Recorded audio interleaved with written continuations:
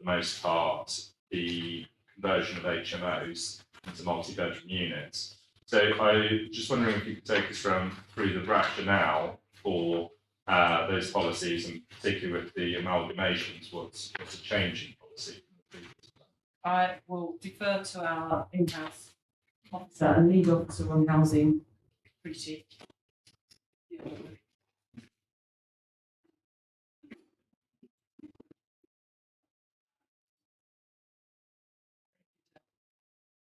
On the amalgamations policy, the reason that we are changing that policy is because we failed the housing delivery test. So the government introduced, since we last adopted our plan, something called the housing delivery test, where every authority is measured against how we performed against our housing targets. So last year we scored 43%.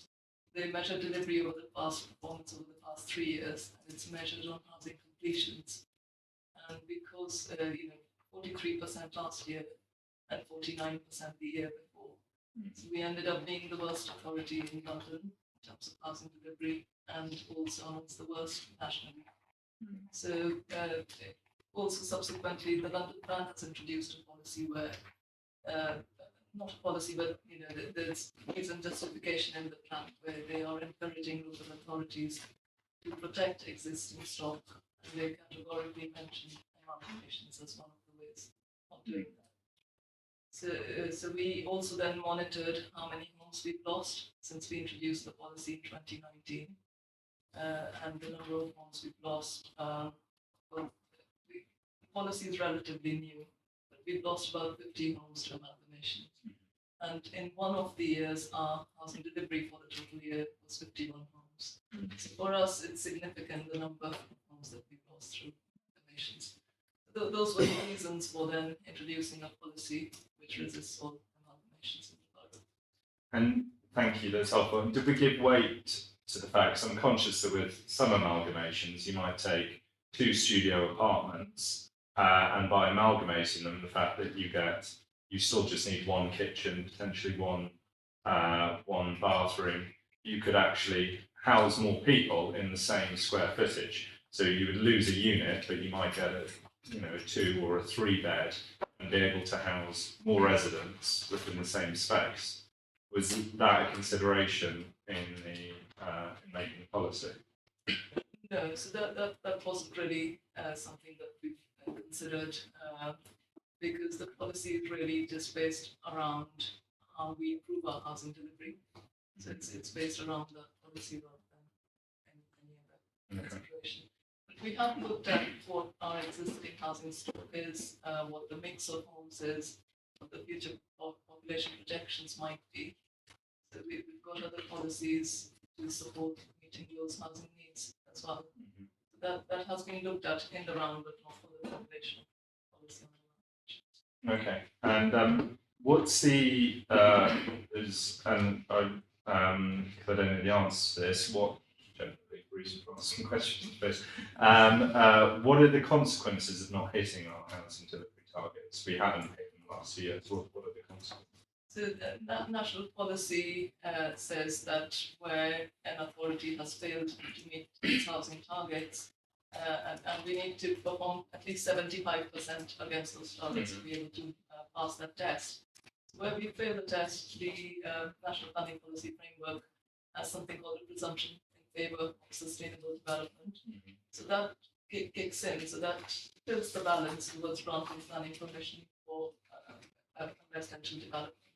And in some cases, it can then planning balance to lie in granting the development, even though there may be some harm in terms of design or other harms, such as change of use from a social and community use, for example, to residential. So it could mean that we are looking at planning by appeal where our planning committee refuses a scheme of that nature, but then when it goes to appeal, a planning inspector considers that because this authority has failed the housing delivery test, they need more homes, and that tilts the balance towards granting. So is that in place at the moment? That is in place. Okay. Well, it's probably too much detail to be asking right now, but it'd be interesting to know, perhaps by email, the practical given that we are failing that, where that's been referenced by inspectors and if there have been practical consequences. Am I right in thinking that when the Mayor of London has called in applications within the borough, he's cited that as well, some of its reasoning? So, and that it does mean that when we have large schemes that are sort of eligible for mayoral call in, we are then at the risk of the Mayor of London sort of dictating to the borough as he sees it. Although one might think that he would award it anyway, even if we were hitting up to the targets, but I do take your point. Sorry, Councillor Whedon. Just on Mrs. Rajavi, you mentioned that we're at the bottom in our PC of all the London boroughs. Could you perhaps give us a bit more detail about, so for example, what the next ones up are, and the spread in general, perhaps, and how high, the highest ones? Yeah, so surprisingly, the highest one was actually the City of London. It scored 254% or something of that ilk. So Westminster also has performed above their targets. And I think the other authorities, they were these, I think it was the tapering authorities. So I can send you the table. Yeah, no, it'd be interesting to see how many boroughs, as part of that, how many boroughs do hit their housing delivery targets. And just to confirm, I suppose with the HMOs, it was the same rationale as the amalgamations in terms of the number of units. Yeah, I just I just wonder whether the local plan allows us to put more emphasis on the usability of the space, and because I think we do have a duty to build houses and to house our residents, but where the space can be more effectively used as a single unit and actually house more people in a quality space. So if that's not something we can draw on, maybe it's something we can feed back that we should be able to draw on. But anyway, I have a number of other questions, but I don't want to hog all the questions. So, colleagues, yes, Councillor Ratty. Yeah, thank you, Chairman. Just on an extension question to what Tom just raised about amalgamating two studio flats into one. I know we have a policy that we don't adopt, but in terms of configuring that individual unit as a whole, for example, would planning policy allow that to do it? So there's two studio flats as individual units, but we configure that to have one family, for example. Would planning stop us to do that? Or? Yes, yeah, under the new policy, yes, the planning policy would actually resist that. Yeah, so that would be an amalgamation. Yeah. Yeah. Yes. Just on this point, given that you referenced it, I'm fascinated, and with apologies, because as Councillor Bennett and Chairman mentioned, some of us are new on this committee, or new to the council, so do bear with me. It's a slightly basic question, but on the LHNA, that was from January, I'm fascinated in how you came, or the assessment came to these percentages of bed size mix, and sort of how that was decided. If you could perhaps give a bit of a comment on that on page 149 in the local plan comments. So the local housing needs assessment, it looked at various scenarios of population projections for the borough, and they are generally the GLA ones that are used for these assessments, because our policies sit under the London plan, and the London plan uses one of those projections. So that's what they looked at, and those projections tell us that there's going to be a decrease in the family, or a decrease in families in the borough going forward, and an increase in single-person households. It also looked at the nature of the housing stock, and it came to a conclusion that in the private sector there was a lot of under-occupancy in the market. It also then looked at projections of the growing elderly population in the borough. I think that's recognised nationally as well. So where we've got projections for growing elderly population, so it's expected that because they're also under occupying their home in time neighbourhood homes will also be released in the market. So that's how it came to the conclusion that, if we kind of rebalance, so previously we used to have a policy where we encouraged large homes in the borough, family-sized homes. I was looking at rebalancing it, and the figure that it has arrived at is very similar to the nature of the existing stock in the borough in any case. Obviously it's GLA, but those sort of population predictions that sort of the one-person households are going to increase. Do you know what feeds into that? Where sort of that view? So I think they originate from the census, and then they are kind of looked at annually as a kind of projection. Projections are exactly what they No, exactly. And so I guess my concern is sort of a bit of a chicken and egg situation, right? Where if we're implementing policies that encourage one-bedroom households rather than 2, 3, 4 family-sized households. And obviously it's anecdotal, but I know from my own experience talking to residents and neighbours, the problem people have is the lack of affordability of family homes.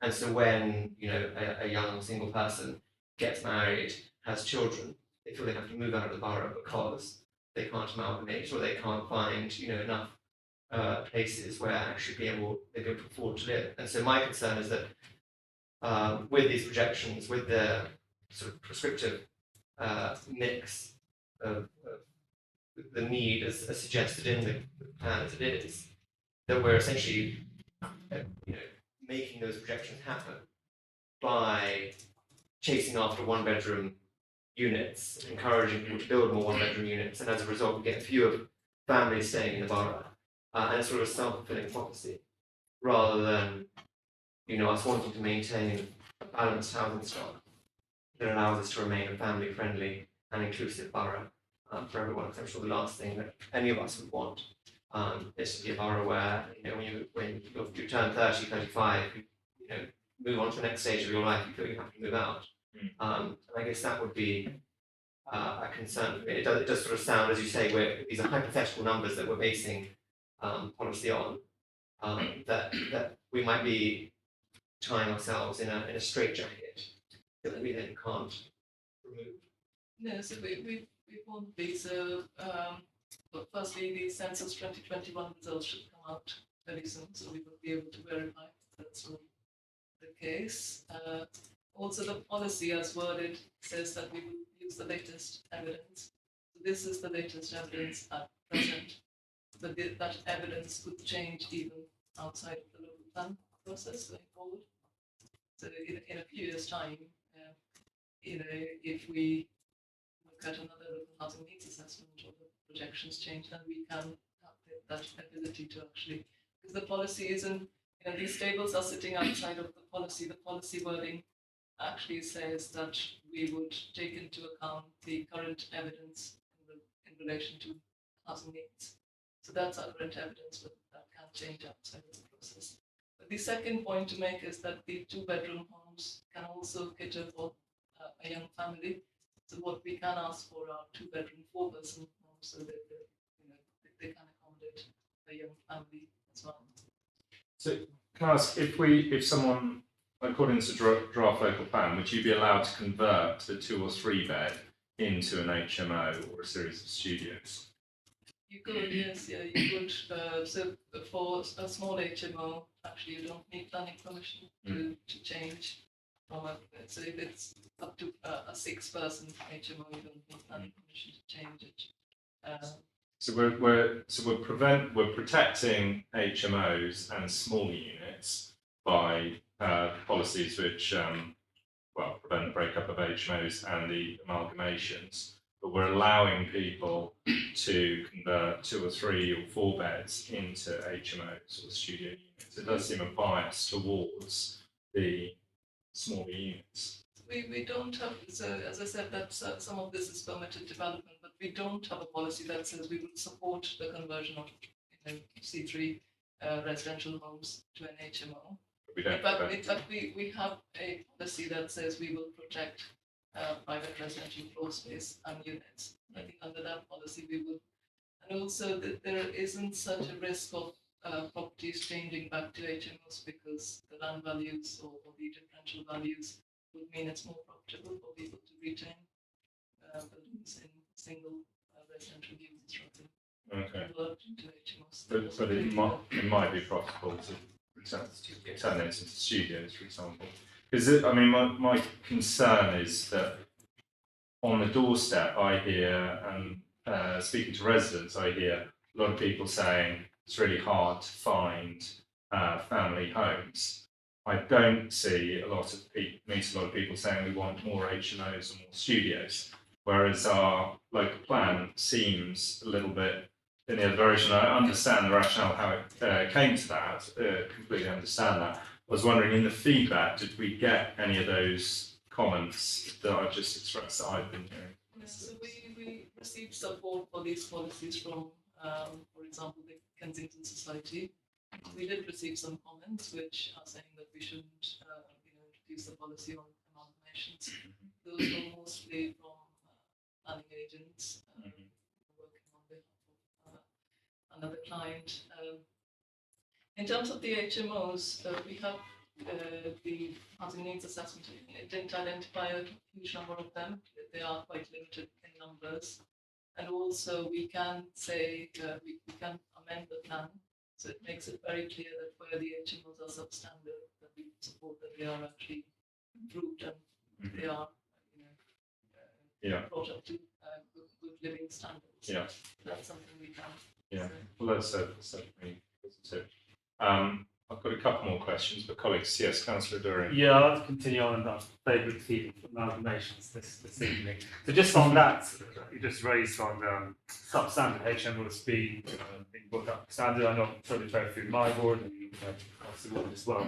That could do with a bit of an upgrade. So if there was an example of a HMO where the individual units presently are below what today's standard would have, minimum floor size, built in the 70s. And it's below today's present minimum floor size. And there was effectively amalgamation during the upgrade. So it's 10 units, very small, highly practical, not really livable as such. Amalgamated 5, say, studios or even 1 beds or 2 beds. Would the new policy allow? So the policy would say that you need to bring the HMO up to standard rather than convert them to studio flats. So that's how the policy would operate. I think, when talk about bringing them up to standards and bringing, just having larger rooms in the HMO. But often at the point of planning application, if somebody comes in and submits to us some evidence as to why that can't happen, then there can always be exceptions to that policy. Okay, so the policy itself is not incentivizing creation of larger units. It essentially is saying you should keep them small, even if they're below present day minimum floor size. So essentially, it's saying that if they are below minimum standards, then you can bring them up to modern day standards. But we don't want to lose any units if we can help it. And also, we recognise that HMOs they can provide a form of low-cost accommodation, so they can be accessible to people like key workers. So they have a purpose, and also that we don't have too many HMOs in the borough in total. I think I get a comments that Councillor Weedon stands also. I think we're almost just by focusing on the target itself, the number of units. I appreciate that's government legislation and we need to meet that, but purely looking at the number of units, we're effectively biased against creating as many units as possible rather than high quality, livable accommodation, both for individuals and for families going forward. There's almost a slightly perverse incentive from national government for us to focus on these purely on the numbers rather than potentially higher quality housing. By quality, I mean size as well, to make it livable for the long term.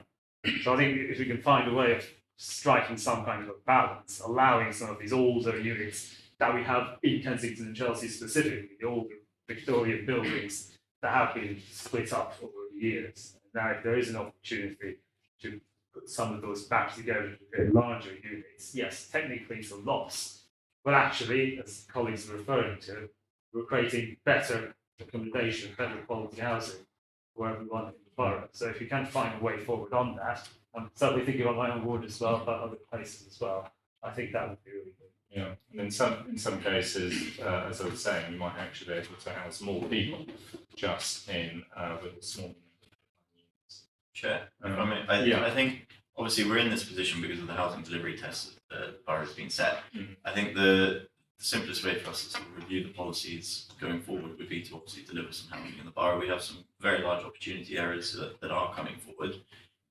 Whilst I really appreciate the officers' work on this and the sort of policies as they are in the world in which we're operating, I think this isn't to say that this would be forever. There would obviously be the opportunity to review our local plan again, much like we did in 2019, once we've delivered some of those housing units and have actually, or if national guidance changes around this in any case, it would give us the flexibility to say, actually, we do support things, or reversion to original policy.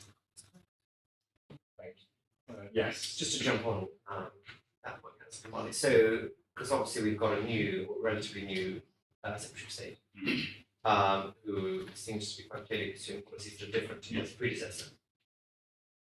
If government were, so this plan, according to the timeline, will be finalised sometime next year. If the government in that time then turn around, totally change the sort of the targets that we're essentially basing so much of this plan and what Councillor During said in terms of the focus being on units.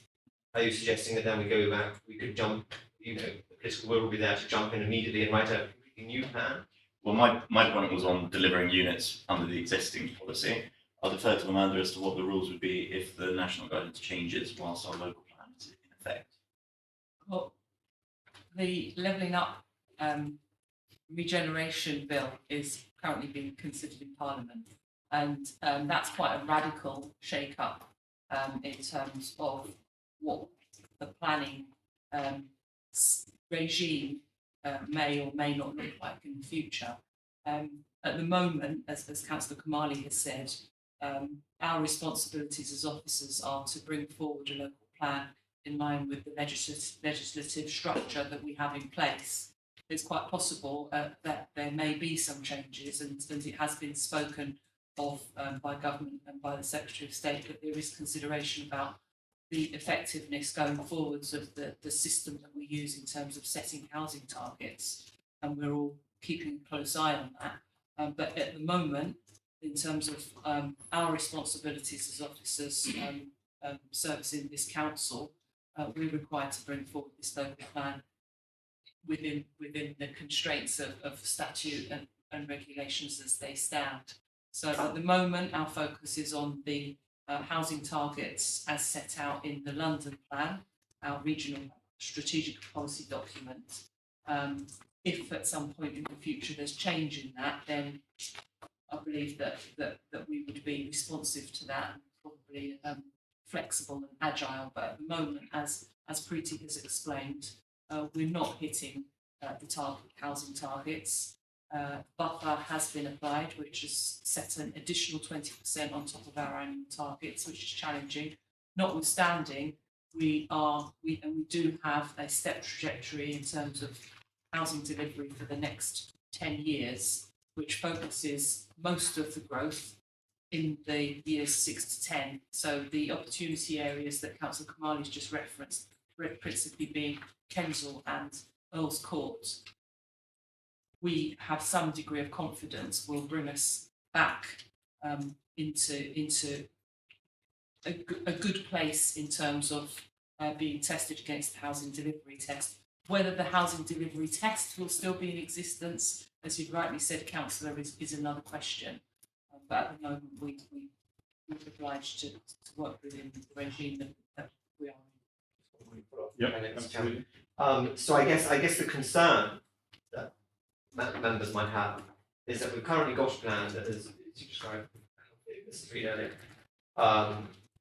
could go on for a number more years because it's valid for 5 years in total, which takes us to 2024. We've got a bill in Parliament that, as you say, is a radical departure from how things are currently. I guess there might be concern amongst members that rush might be the wrong word, but we're putting through a plan that as soon as it's finalised, this might be outdated. When if things were slowed down slightly, so that we could follow that trajectory that's going on nationally a bit more closely and see how that develops, you could then end up with a plan that is in sync with where the government is heading, rather than us ending a plan that's in 23 that is in date now and follows the world that we're living in now, but very shortly afterwards comes out of date and needs revising. Thank you for the question. I think I need to answer it in two parts. Yes, it's true to say we have a fit for purpose and up-to-date plan, but our leader, Councillor Campbell, has made a public commitment that we are all honouring as an officer group in terms of the promise that we made to our residents in the light of the Grenfell tragedy, where we would put communities at the heart of everything we do in decision making. And she gave a public statement, a public promise and commitment that we would deliver as early as possible a new local plan, which includes very close participatory democracy model that enables residents to help us shape the policies that you see before you, in the iteration you see before you. So in terms of the rate of pace that we've been working at, that all really turns on this council's commitment to residents in light of the tragedy. You're absolutely correct that things may change, and we may be seen as having worked at a pace that then very quickly catches up with us. That said, planning is a fantastic thing. It's agile, and we will flex to that. If there's a requirement at some point in time, as Councillor Kamali's referred to, where we have to revisit elements of the plan, we are able to do that in the current regime. If we find that we're in a completely different regime that requires us to work differently, then we shall do that. We are at the vanguard as an officer group. For example, if I may give you an example, the Levelling Up and Regeneration Bill talks to a requirement of having an all-borough design code, where there's a heavy emphasis by the Secretary of State at the moment on design codes. Us as a department have been looking at that for some time, and we're looking forward to being part of the early adopters of some of these types of digital technologies that enable people to participate in the process. So on one hand, yes, we're working at pace, but we're doing that in a measured fashion, and we're doing that based on the commitments that our leaders set. On the other hand, we're also horizon scanning so that when the new regimes, if they come into place, because obviously there is a process to follow in terms of the route through Parliament, I believe that there are some key aspects that we will be at the forefront of as a borough, because we are adopting, for example, digital, where many others haven't yet done that. We're adopting design codes where many others haven't done that. I'm not aware of any. I think possibly one. So there is a flexibility embedded within what we're able to do, and I would ask this committee to consider in your thinking that this plan is not in aspic. Whilst it will be, it does set out a 10-year vision. If there is change in our thinking, for example, in recent years we've had a much heavier focus on carbon and the climate change emergency, and we've been able to be responsive to that, and we will continue to be responsive as a borough. I had a couple of questions. It's relevant, sort of feeds on well, I think, from the discussion around the housing delivery test. So in terms of conversions of offices to residential and residential to offices, I suppose two questions.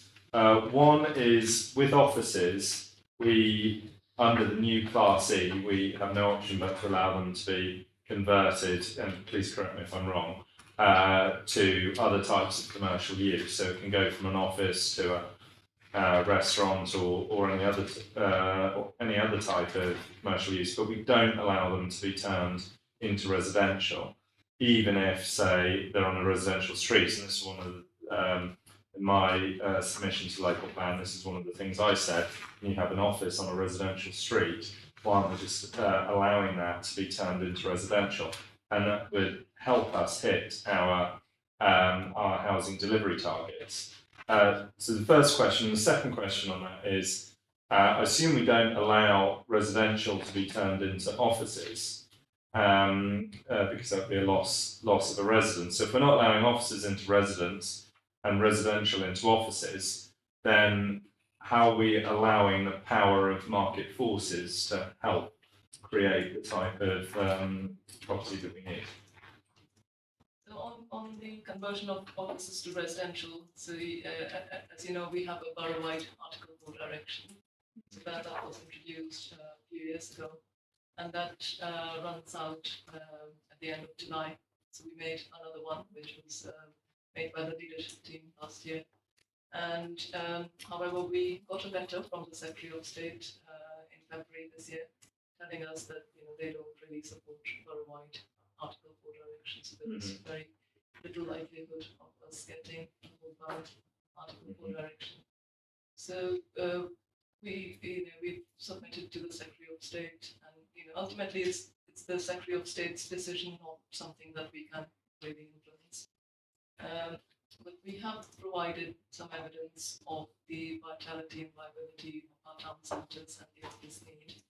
However, we won't have a borough-wide Article 4 direction, and what that would effectively mean is that the properties are not within a town centre, if they're not in an employment zone, and they don't sit in any other clusters. So we do have some clusters of office use which are not in town centres or in employment zones. So it would release those offices. They will not be protected by policy anymore. And so we have been looking recently at what those properties might be, and many of them actually are properties which would be on residential streets and standalone offices. So they would then be able to change under PD rights. In any case, we've been trying to quantify what that might mean, because again, in this plan we need to demonstrate that we have a 5-year housing land supply, which can be quite challenging, especially as we have under delivery, which also then gets added on. So every year of under delivery also gets added on to that target. So yes, that would help, but not as much as one would think, because there's no guarantee that all of them would actually convert immediately. Yes, well, it might be hard to tell how many would or how many wouldn't, but presumably part of the reason we're resisting it at the moment is because residential values are higher than office values. Yes. So you would assume that a lot of them would convert. So town centres, sorry, I know it is covered in the local plan, but can you remind me how wide their arms are? So in the example you're talking, in the scenario you're talking about, where we allowed office conversions to residential, but they're not in town centres or the couple of other types of areas, sort of what percentage of streets, what percentage of the borough would fall outside of that? I mean, is it like 90% into town centre or 90% out? Yeah, so it's the area covered by the Article 4 direction, and we don't know the exact figure. It's for the Secretary of State to tell us what that might be. We think it's close to 9% in, and the rest outside. So most of the borough, we would be allowing offices to be converted into residential. Yes, the policies won't apply, which fall under permitted development rights outside of this area. Just for clarification on the Article 4 directive, is that prohibit conversion or just remove the PD rights? So it removes the PD right. So in theory, they'd still be able to apply Yes, planning permission. they would. Exactly. And again, we take a pragmatic view. So where somebody provides us with convincing evidence that they've really tried to market the property, they haven't been able to, they've been marketing at a reasonable rent, and they haven't been able to let the property use. So we would allow a change in that case. And also we have introduced some flexible policies, which we were going to make even more flexible in the employment zones, where residential uses can be introduced as long as the commercial use is also retained, improved, and there's some uplift as well in the employment zones. And so just one Yeah, go ahead. apologies. So really, in effect, the fact that losing the borough-wide Article 4 directive means that we have less control over those offices in that area in terms of what they could be turned into. So, for example, if they were turned into the sort of housing stock that we would prefer, we'd be less likely to prefer. So whether it's, I don't know, you know, smaller units or bigger units, or losing that Article directive actually is gives us a little probably less control over those conversions. Am I right in thinking that? That's right. And could you perhaps for those of us who are less expert when it comes to sort of national thinking on these issues, what is the thinking? Because presumably the government previously, when it allowed the Article 4 borough-wide Article 4 directive, the Secretary of State did so. So what is the thinking now behind, perhaps they've shared that with you, or they've sort of said it elsewhere, why they're no longer allowing borough-wide Article 4 directives? So the government really kind of wanted to, I think they recognized that the nature of offices is changing. And the policy really was introduced where offices have been lying vacant for a number of years, which we really don't have that issue in the borough. So it was, about bringing those buildings back into use at the same time the government meeting its own target of 300,000 homes. So that was the policy driver behind it. So some of those things that they don't really apply in this borough. We don't have vacant offices that have been sitting empty for years and years. But however, they want us to demonstrate wholly unacceptable impacts, and also to look at the smallest possible geographical areas for Article 4 directions, and that's something they've introduced in national policy. And it's a blanket policy across the country. They distinguish character or different issues that may be. So that it's not just for conversions of office to resi, it's all Article 4 directives, whether it be HMO or other sort of If we considered also in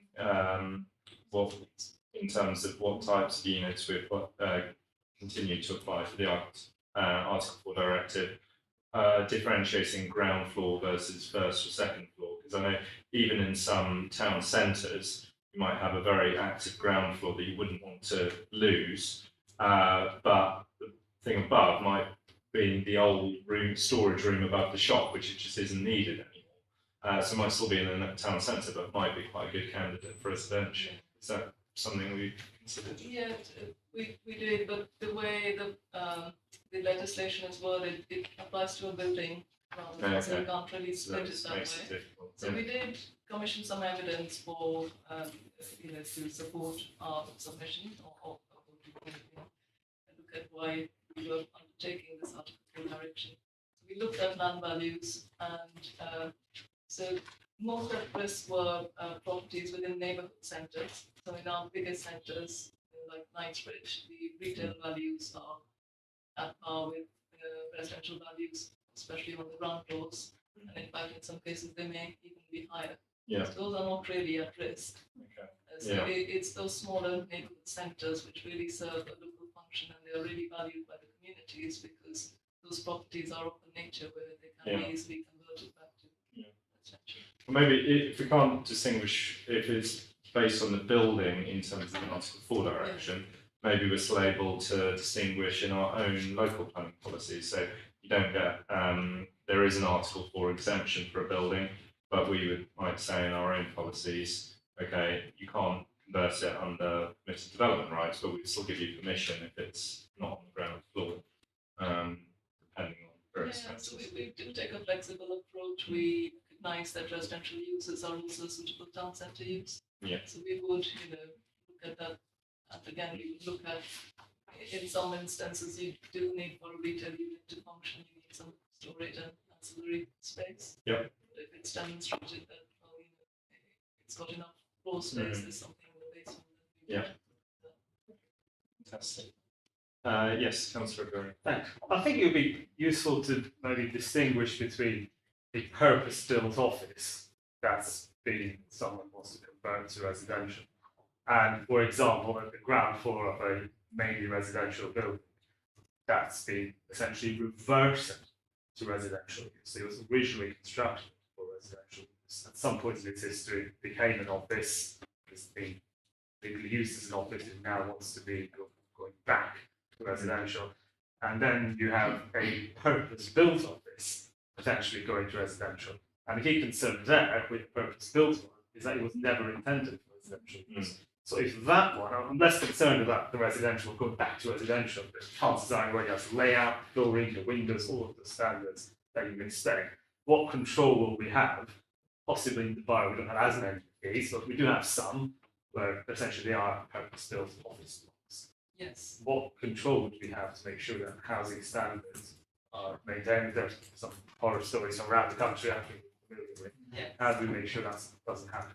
Yes, the purpose-built offices, I think it's to assume that they won't be covered by the Article 4 direction because they tend to be either in the town centres, because we've had this town centre first choice policy, and also because they are largely in the employment zones, or if they are not, then they might be part of a cluster which sits outside the town centre and outside of employment zones. So we would have introduced an Article 4 direction. We So believe those we would sorts of- obtain that. Yes, yes. So for those types of buildings, we would still have planning permission. First question about hotels. Do we have, you mentioning property values earlier, so I know in the draft plan, we're saying in Earl's Court basically in FW5, we wouldn't resist the conversion of hotels to residential, but in other parts of the borough we would continue to resist that. Do we have evidence that hotels in other parts of the borough have a lower property value than residential, and thus we would lose significant numbers of hotels? We haven't really looked at property values of hotels or differential values. So that policy is based on, well, it was a London-wide evidence which was done in 2017, which said that we have, didn't come up with that we needed a significant number of hotel rooms. Although it said that it was a In small London? number. In London? In London, Yeah. no, in Place. RBKC, although it was a London-wide study, it did go down to the borough level. But also it's based on the fact that the hotel industry actually employs quite a lot of people in the borough. So I think in terms of the number of hotels, we might be the third in London or something like that. And we also have a very strong visitor economy in the borough. So those were the reasons for protecting hotels elsewhere. However, I think we are looking at, we can introduce some wording in the policy, in the supporting text, which recognises that where hotels are not viable, and again, suitable evidence of evidence that's been submitted to us, then we would Yeah. which is something that we do, yes, we do look at them, and we do look at evidence of viability. But yeah, I mean that makes big sense. That's good to hear. But just wonder with the 2017 evidence, how much pressure is there on us to accept it or base our policies around it, given that so much has changed since then? We, the pick up of Airbnb type properties, which, as long as they stick within the rules, to a large extent, we can't prevent and just are a reality. And, the pandemic and things must have changed a lot. So how much weight can and should we be placing? The London Town policy itself is based on that evidence base, and that also supports the visitor economy. So I think because we also need to be in general conformity with the London Plan, so if we change the policy where we protect hotels given our place in the visitor economy in London, I think we would struggle to get that letter of conformity that we need for our examination on the net. So I think it would be the right balance where we have allowed hotels to be lost in SW5 postcode, and that we actually put some wording in the supporting text which signals that where something is not viable. I appreciate our hands are tied to a certain extent by that London plan, but I do think that as soon as you resist a change, so you resist hotels changing into residential, then anyone thinking of creating a new hotel, that's a reason not to, because that means that it has to remain as a hotel, and if they want to, demands change, it might not, might turn out as a bad investment. So flexibility can often encourage people to create new hotels, and hotels around me in South Kensington seem to be doing very well, suddenly spending lots of money on renovations and things, and they seem to be successful businesses. So, as I say, we have that issue with the London plan, but I'm just not convinced that changing policy would result in much of a loss of hotels, or at least I'm yet to see that evidence. I mean, is there any option of, obviously we've got an Article 4 exemption, or have had an Article 4 exemption on permitted development rights. I know it's a different thing, but to what extent do we have to stick by that London policy, or are exemptions or exceptions allowed? I think we pretty much need to stick with the London plan policy in this instance, because unless there was some compelling evidence that we don't need the hotel rooms that we have. I would also add that although Airbnbs have actually, they have come in since 2017, but generally we don't really support short-term lets. So people can rent their properties out up to 90 days, but if they need to go beyond that, which is what Airbnbs are, they would need planning permission. And we wouldn't have granted too many planning permissions for those types of developments. So many of them might be unauthorized. So if we did some evidence work, we wouldn't be able to consider any unauthorized ones. No, absolutely wouldn't want to ever encourage unauthorized Airbnbs. But it just seems strange that we can't push back and say to Mayor or a London plan, your evidence is based in 2017 is therefore not really valid anymore, given those enormous changes that have happened. But they would still stick by it and say, no, you have to play by this policy, which is based on out-of-date evidence. Right, because it's part of the London plan, what they would be looking at, so they wouldn't be revisiting the evidence, they would simply say, well, this doesn't conform with the London plan, so they don't go into. So the inspector might be sitting behind. When the plan's examined, they would bring that up and say. Yeah, so before we submit the plan, so when we do the Regulation 19 consultation, the upcoming autumn, we would expect that the mayor sends us a letter which says that they found our plan to be in general conformity with the London plan. And when we then make our submission to the planning inspector, that letter will be sent. So when the inspector goes through the examination, he or she can quickly check that off their list that yes, stick that box of the legal compliance, that it's in general conformity. If the mayor says that it's not in general conformity, then their officers will come to our examination and they will argue why it's not in general conformity. So maybe going back to your previous point, saying we won't resist conversions where a hotel isn't viable, and then we take quite a liberal interpretation of what isn't viable, would be one way forward. That would, give flexibility. Yeah. I have a question, since Yes. you are all here, and obviously this is one opportunity to have you both with you, but I know I'm under it from sort of applications I've been invited to represent local residents. Can you just clarify if I am understanding properly? If you have HMO, which is a Victorian house, and is on acceptable standard, and the landlord doesn't want to do anything, he just leaves it as it is, and it's up to him how he rents the property to his tenants, correct?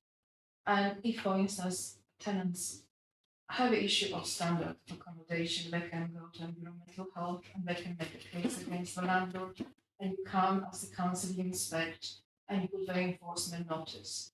If the HMO is completely not run properly, the management is absolutely not there, you have the right as a council to take over the management, correct? and then you can collect rent, or if the landlord doesn't pay council tax and refuses, you can seize the property. So this is for you, I think, you can clarify. This is for you, it's some kind of protection for the tenants to have a reasonable standard of accommodation because of the Housing Act 2004, which implies that landlord has to obey in regards to safety for fire, space, and equipment within the room or units. But if he decides to go further and, let's say, improve through amalgamation a few units, and by becoming self-contained units, which means they are still small, but they are livable and they are affordable, which after signing the section 106 in perpetuality, it means cannot be amalgamated any further and it cannot be reversed. So this is for your address, and for you it's meeting the target. This is one of the houses, even though it's small unit within the Victorian house, correct?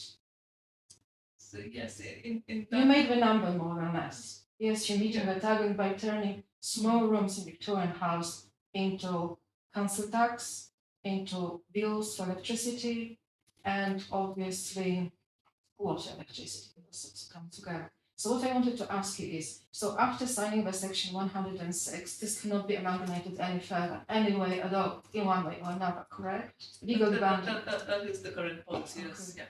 Well, I would add to that.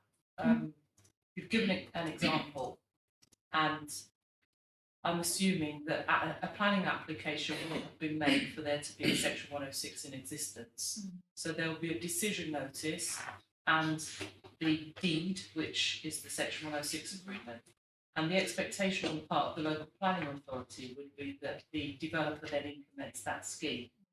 If at a later point in time, another developer comes along, or the same developer, wishing to do something else to the property, and there's a requirement for planning permission, then that developer may make a new planning application to do something else with that property, and that new application will be assessed against the development plan that's relevant at the time. So I've completely understood the question and the lead up to the question, but the point where, and you're absolutely correct to a point, when you reach the point of the reference to in perpetuity, the in perpetuity piece would only exist until such time as there's change, if that makes sense. So they would implement the scheme in accordance with the planning permission as a whole, which includes any obligations that sit within the deed. And if then at some point in the future there was a desire to make a further change that required planning permission or building regulation, then that developer would need to meet the requirements of those two pieces of legislation. So they could make changes in the future, is my point. The change doesn't necessarily have to exist in perpetuity. It will exist until such time as it's changed, or not. If that makes sense, I'm sorry. Yeah. And another question is, you mentioned about the public consultation in regards to the draft. I was wondering, we have about 3,000 people on the waiting list outside the borough, so did you consult those people who are residents of Kensington and Chelsea borough about however their house somewhere else, and if so, in what way did you contact them? So our colleagues in the housing department are aware of all of our tenants, whether they reside inside or outside of the borough. And those colleagues provided us with the evidence base, or part of our evidence base, that informed the local housing needs document that's been discussed by the committee. So public consultation, was it open online, but everybody can comment on it? Yes, it was. How would you make people aware that actually this is something that should comment in the first place? Did you send them a letter? Yes, so we have a database which has been built over years where people have signed up where they're interested in planning or planning policy. So they get direct mail out, but we also subscribe to a digital consultation platform, and it's called Give My View. So that advertises the consultation on social media, so on Facebook, on Google. So through that, it reaches, for example, 1 million people.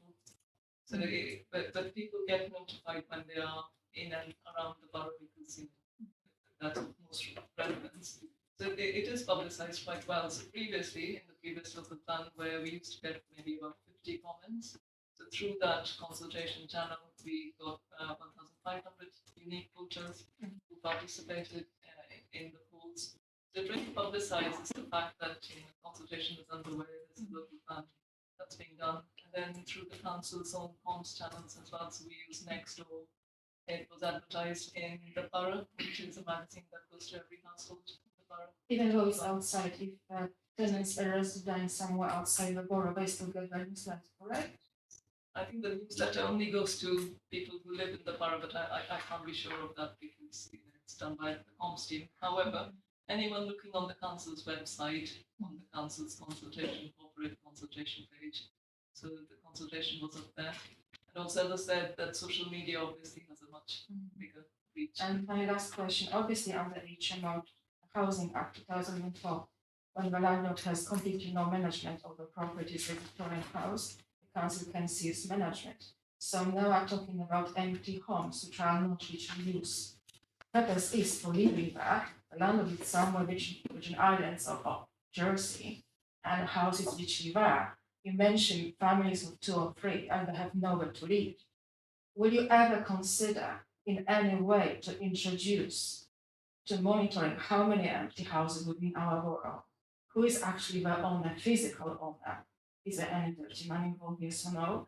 And obviously how to make those houses, as you maybe plan some kind of a, I don't want to sort of say legally I am not trained, but for instance, if the landlord for HMO knows that I don't behave A, B, C, and D, and my tenants can actually grasp me to the council, and I'll have a council enforcement officers on my back.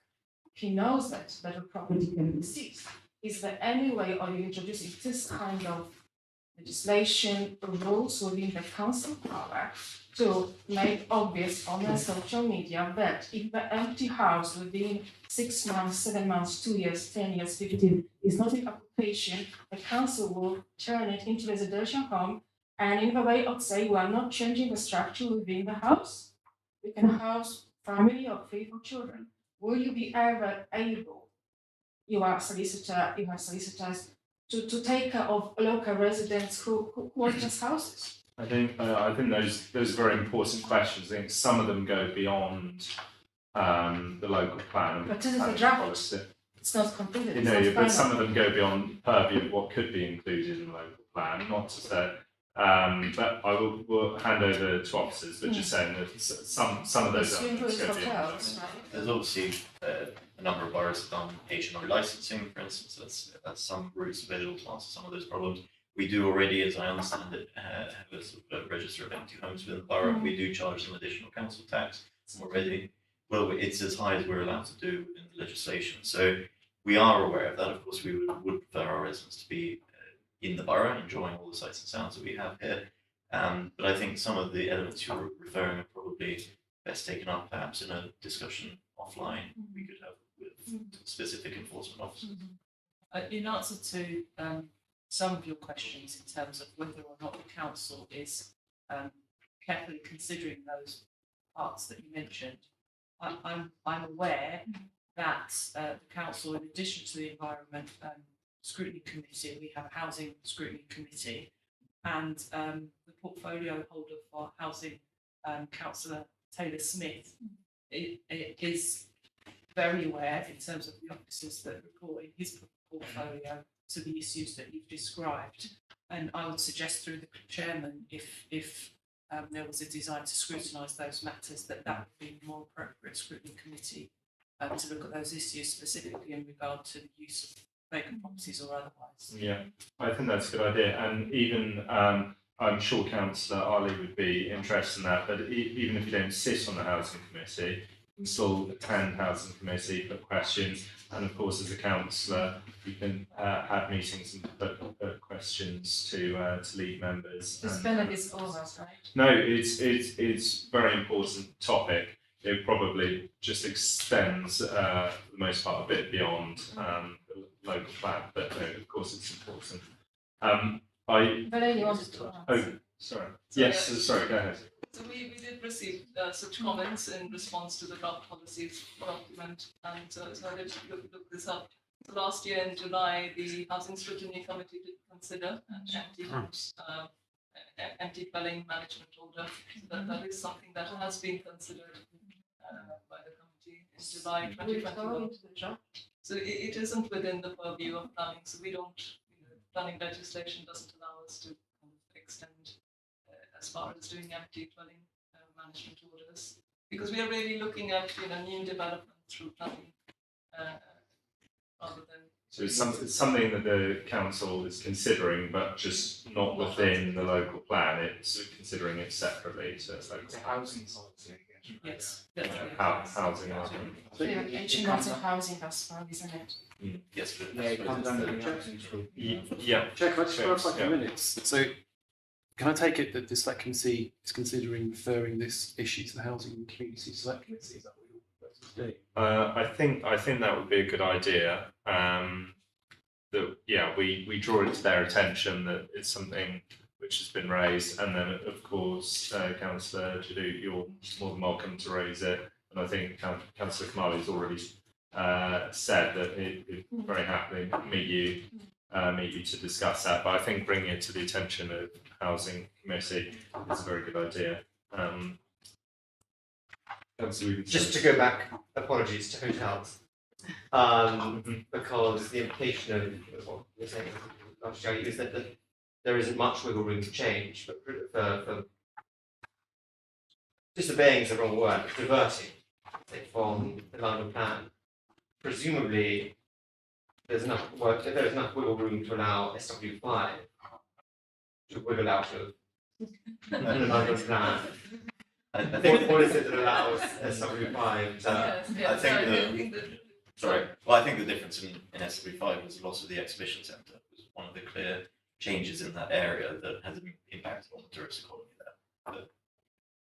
Yes, there is the stock condition of the hotels there, and the concentration. So I think the type of hotels in that postcode on that area are different, and the community there really felt quite strongly. It's clear that that's where the biggest issue is. That if you had, those just where we're coming from, is if you had a similar type of sort of low quality, unwelcomed hotel somewhere else in the borough, we'd still want to be able to convert that or allow them to convert that. And I presume, looking to Amanda, that if this was adopted, we would then be able to build the evidence base for a wider policy going forwards if we were able to demonstrate just what the changes have been for hotels as well, what the implications are. For instance, if those hotels accommodation for people who are waiting on the waiting list, it's not reasonable to suggest that we are taking that.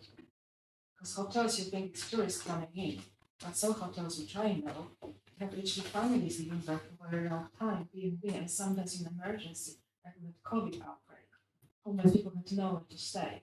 So council took care of it. But this would be allowing them to become homes as well, so you'd be providing more homes with the borough. But still you have to take care of those who are on the waiting list and where we should put them. Do you know what I mean, where I'm coming from? The point is those hotels are not really fit for purpose, right? That's why you're converting them.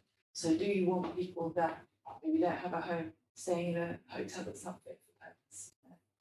But still you have to provide something in exchange, not which people on the street. That's housing management. Yes. So it's not the planning, it's housing management. Yeah, but they still comes with people, so you value this kind of accommodation, like you right to say, I've been living here, I'm waiting, I don't want to be out of borough, my kid goes to school, this is local community, I know it's bad, but I am at least locally connected. It's my hospital, my church, my school.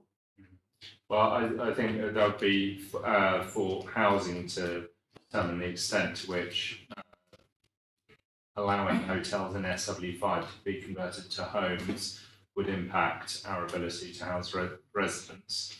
And I think that's a very valid question to put to housing.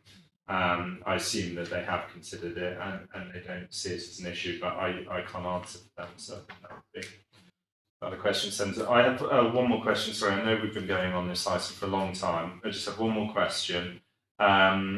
and it's quite a general one with a couple of examples.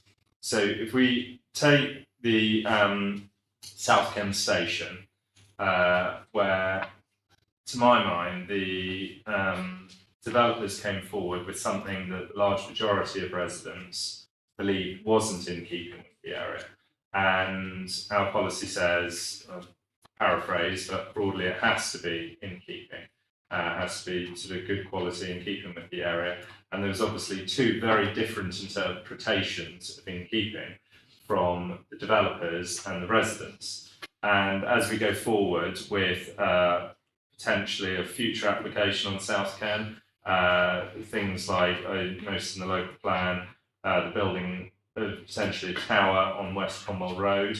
How do we, if we are to have a tower, and I don't want to get into that now, but if we are to have a tower, how do we make it as attractive as possible to the people who live around there? Does the local plan, and I'm not saying it's easy, but I don't know how I would do it, but does the local plan provide some push to developers to say, it has to be in keeping, it has to be what residents believe is in keeping, what the layman sees as in keeping, not what an architect who's studied architecture for 20 years believes is in keeping.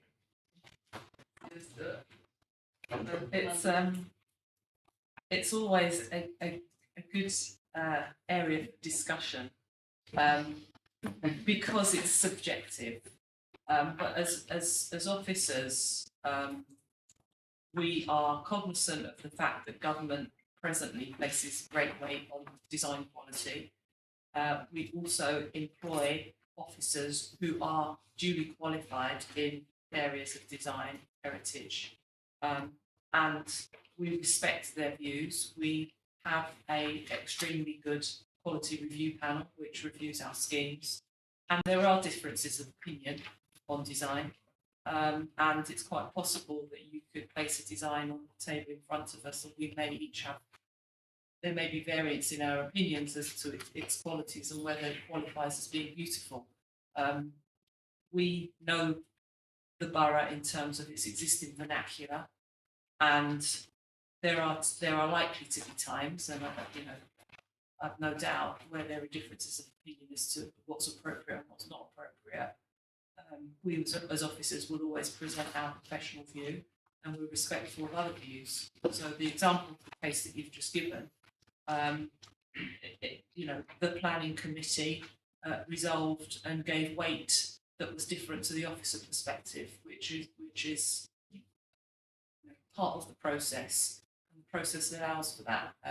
We're hopeful going forwards in all schemes that we always arrive at a decision that's appropriate and can be accepted by all. But there will always be, or it's unfortunate that there will be cases where a design is arrived at and resolved to be appropriate, where there are still individuals who don't share that opinion.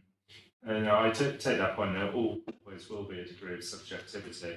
I think maybe the subjectivity is sometimes somewhat less than you might expect. And with the South Kent station, and there is a question of massing, but it's not just massing, it is design. And there was a brief put together by the residents, which they, in a large majority, agreed wasn't keeping. And that looked very different to what the developers brought forward. And so I think, I think the quality review panel does a lot of good work, but they are professionals in the industry. If we want popular design, things which people on the street recognise as I say, in keeping with their area, we need to find some way of I think bringing that into policy, because otherwise developers are going to keep on coming with things and potentially waste their own time and money and hours, which the majority of locals don't see as in keeping. So I just wonder your thoughts on how we get more popular design. The word popular probably is not one that I could use. However, I note when I referenced earlier, Councillor, about us being at the vanguard, that our quality review panel uniquely includes residents, Mm. and I don't know of another authority where the quality review panel includes our residents. Not just residents who are architects. Well, well, it's important that the people They'll have at the an table interest. Yeah. are able to are qualified to speak, as it were, and to duly represent their resident colleagues and resident neighbours. So I take pride in the fact that our QRP comprises eminent professionals and residents. And in mentioning the possibility of the bill progressing through Parliament and again the design code, it's quite possible that through the design code, you might, at the moment, Councillor Kamali is considering a design code around Lots Road, for example. The All Borough Design Code is likely to address many of the questions you've just asked, apologies, about setting a standard in terms of your expectations for this borough that are unique to this borough. And this borough is unique, and it's why we love working here, why we love serving our residents. So I think there are opportunities going forwards that will enable, I don't know if I would use the word popular, but enable the unique qualities of RBKC to come through. Yeah. And for developers wishing to come and invest in the borough to need to conform with those aspirations in order to secure support for their schemes. Yeah. So I think there are mechanisms existing and stronger mechanisms going forward because this government has now such a heavy emphasis on design. Yeah. That didn't exist in the past. But that's very helpful, and it is beneficial for the developers as well. It makes things easier for them when they know what's expected. That's very helpful. We have spent a lot of time on this item. Chairman, I ask one final question? Yes, Councillor Durin, last question. Thank you, appreciate that. I just wanted to ask about the housing needs assessments, which appears to be the basis for quite a few policies throughout the local plan. Is that effectively a social housing needs assessment? Because it's based quite heavily on those in temporary accommodation, here in Housing Borough, and those currently on the general needs register. If that is the case, is that in effect almost a limited view? Are we not at risk? Well, very important, of course, to take that factor into consideration in the plan. Does it not risk leaving out the broader demographic picture, the demographic balance I think we were referring to earlier in the meeting? Hence, we're only looking at, while the local plan isn't about social housing per se, it's about housing in general, but you're only looking at need for those specific sort of wider picture. Yes, yes. That is a major component of that study. That's correct, but that's not the only thing that the study includes. So it does include a section on HMOs. It includes a section on older people's housing, and it talks about build to rent as another housing product that it has looked at. So previously, the council's housing need, even the private market need, had to be done through an assessment of similar housing need study. It was the objectively assessed need. However, with the introduction of the standardised method by the government to calculate housing targets, it's become very much driven by numbers nationally, centrally. So that component of looking at the housing need in the private market has been taken away, and it's just calculated through a formulaic approach. And that is the national policy on that. So that's why it seems to be more focused now on affordable housing. So that is a national requirement. As I said, that's not the only thing. It has looked at the bed size mix in the private market separate to the affordable bed size mix, and then it has looked at all the other housing products. So what percentage of that housing stock would have social, just a rough estimate, like social and affordable housing, private, build to rent? Yes, yes. So I mean, in terms of or the majority share. So in terms of our new policies for the new build developments, our minimum requirements are for 35 to secure 35% affordable housing on qualifying schemes. So any residential development that provides more than 650 square meters of residential floor space, that's the policy trigger for requiring affordable housing. And then within that 35%, the requirement is for 70% social rent and 30% intermediate. Right, well, there's, I mean, lots and lots of interesting topics to see there, but we must move on to item A6. So I think, yeah, thank you very much for you staying with us for A6. Okay, fantastic. So yes, colleagues, this item sets out the services, priorities and challenges of the Environment and Communities Department. This is not so much as, this is predominantly for information, but of course we have the opportunities to ask questions. I think it's really good to set the scene for what we might want to pursue in more detail at future meetings and through other means at our disposal as a scrutiny committee. So I'll just set the scene very well for the year. But over to you. Well, this was really a paper presented by Sue Harris, I believe. Yes. Come from her. So whilst I can't ventriloquize on her behalf, I suppose some of the priorities I'd be keen to sort of reference going into this is obviously that Kensington and Chelsea, as I mentioned earlier, Man has as well, has a very unique heritage. It's also got one of the most beautiful streetscapes across London. I believe we may have even coined the term streetscape, although perhaps not. And that's something that I'm really keen to reinforce. I think it is a universal service. Everybody in the borough engages with our built environment as they go about their daily lives. It's absolutely right that it should be clean, it should be tidy, it should be well looked after, and it should be something we can all be proud in across the borough.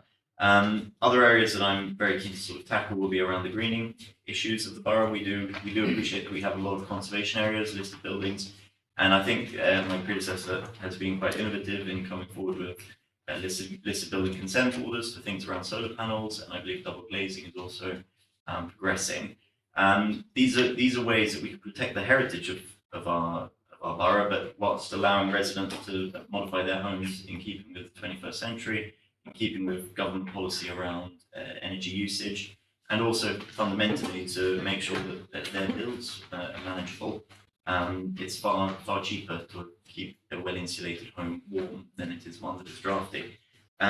So yes, exactly. The climate change agenda is something we have to really be almost doubling down on. We have started with our climate change motion a number of years ago, where we committed to being net zero by 2030 for council operational buildings, with the borough at 2040. I think we all appreciated the 2040 target was very difficult. We were sort of requiring a step change in technology, a step change in government policy to help us achieve that and help our residents get there as well. And I see our role very much as being a facilitator of change. We have to protect the beauty of our buildings whilst allowing changes to be carried out within them, so insulation, double glazing, etc. as referenced. Heat pumps, I'm sure, will be a topic of discussion over the next year or so. How do we work them into our building stock? There are obviously technological advancements which I'm sure are likely to come in that field. But at the moment, I know there's a number of residents that find them noisy and large and not quite in keeping with the borough as a whole. Other areas will, of course, be around transport. So the borough has one of the most progressive parking policies in the country. We have implemented a system where you pay per gram of CO2 emissions. I think there is a change again. We're noticing the size of vehicles are changing. And so perhaps we need to keep a close eye on exactly what impacts that's having on our very narrow streets. Not to mention the additional wear and surface abrasion that large heavy cars, especially electric cars, whilst they're very good at the exhaust, they do carry additional mass and brake dust and resuspension are things that affect all vehicles. It's worth looking at. There's other issues of transport. We of course want to encourage people to go green, so we'll be rolling out a number of additional electric car charging points. We're also looking at the way we get around the borough. So we're what we've done and my predecessor has done is brought forward a number of streetscape improvement schemes. St Helens, in fact, has started just this week. There'll be Chelsea Green coming forward and Beat Street in the near future with further schemes to come. That's really reimagining the way we use our streets. You know, they are places for people to visit, places to dwell, to engage with our businesses, engage with our alfresco revolution, where we've effectively led London on supporting businesses over COVID and look to sort of embed that more into policy going forwards. So yes, really, I suppose it's, we already have excellent services in waste collection with twice weekly bins. What we're trying to do over this next period is make sure that the areas where we're not perfect actually will become perfect, really tackle on all operators with enforcement, work together to make sure that when there are issues, we deal with them quickly in a competent fashion so that our residents fundamentally have to engage with us less, because when they raise an issue, we deal with it and they don't have to come back to us. So that's really, whilst I'm sort of perhaps parroting Sue Harris here, I'm sure she would agree with everything I've said. Those are really some of the priorities that I'll be exploring over the year to come. Thanks very much. Terry, what do you want to say? I suppose just to summarise, the report is Yeah. an overview of environment and communities, so that's the director of Sue Harris oversees. The remit, obviously, for this group is more around the environment, but there's a cultural element and the planning element as well. And the report kind of sets out each three of our directorates or departments and what our priorities are for the coming year and what some of the challenges are as well. And then obviously an opportunity for you to review our work programmes and priorities and see if there's any kind of further work or investigation work that you'd like to undertake. Yes, Councillor Rossi. Yeah, thank you, Terry. I think one thing that I really want to impart to leadership is the protection of wild sort of animals, especially peacocks. They're not dangerous, as you know, wild animals. So I know we follow the DEFRA guidelines on protecting the wild animals. Again, not dangerous. Peacocks are very beautiful. Apparently, I was educated by one of the American, it's the national bird of India, which I didn't know. You know, we're losing lots of peacocks, and our residents did raise an issue. So, if there's a way that we could protect them by caging, or some sort of funds that we could put up either from the local community fund or the residential funds that a lot of local residents are happy to engage in that respect, along with Friends of Holland Park. That's something that I'll tell you, in terms of the park, the main thing that I heard at the doorsteps was protection of people. Oh, there we go. I guess. The good news is, well, we've got the biodiversity action plan, which has been Yeah, no, produced, which I looks understand. at the whole of the borough. I think, Peacocks, they are, the numbers have decreased in Holland Park. yeah. So we're working with the Friends of group, so we're looking at rooster cages and things like that to help boost numbers. I think the foxes do that. Absolutely, including the disease that One wild animal is trouble. so that's something that I would like to include. We can update you. Yeah. Also want to have a resident engagement when we do that, because obviously our plans might not envision as a sensible plan for the residents. I think that's something that I'd like to include.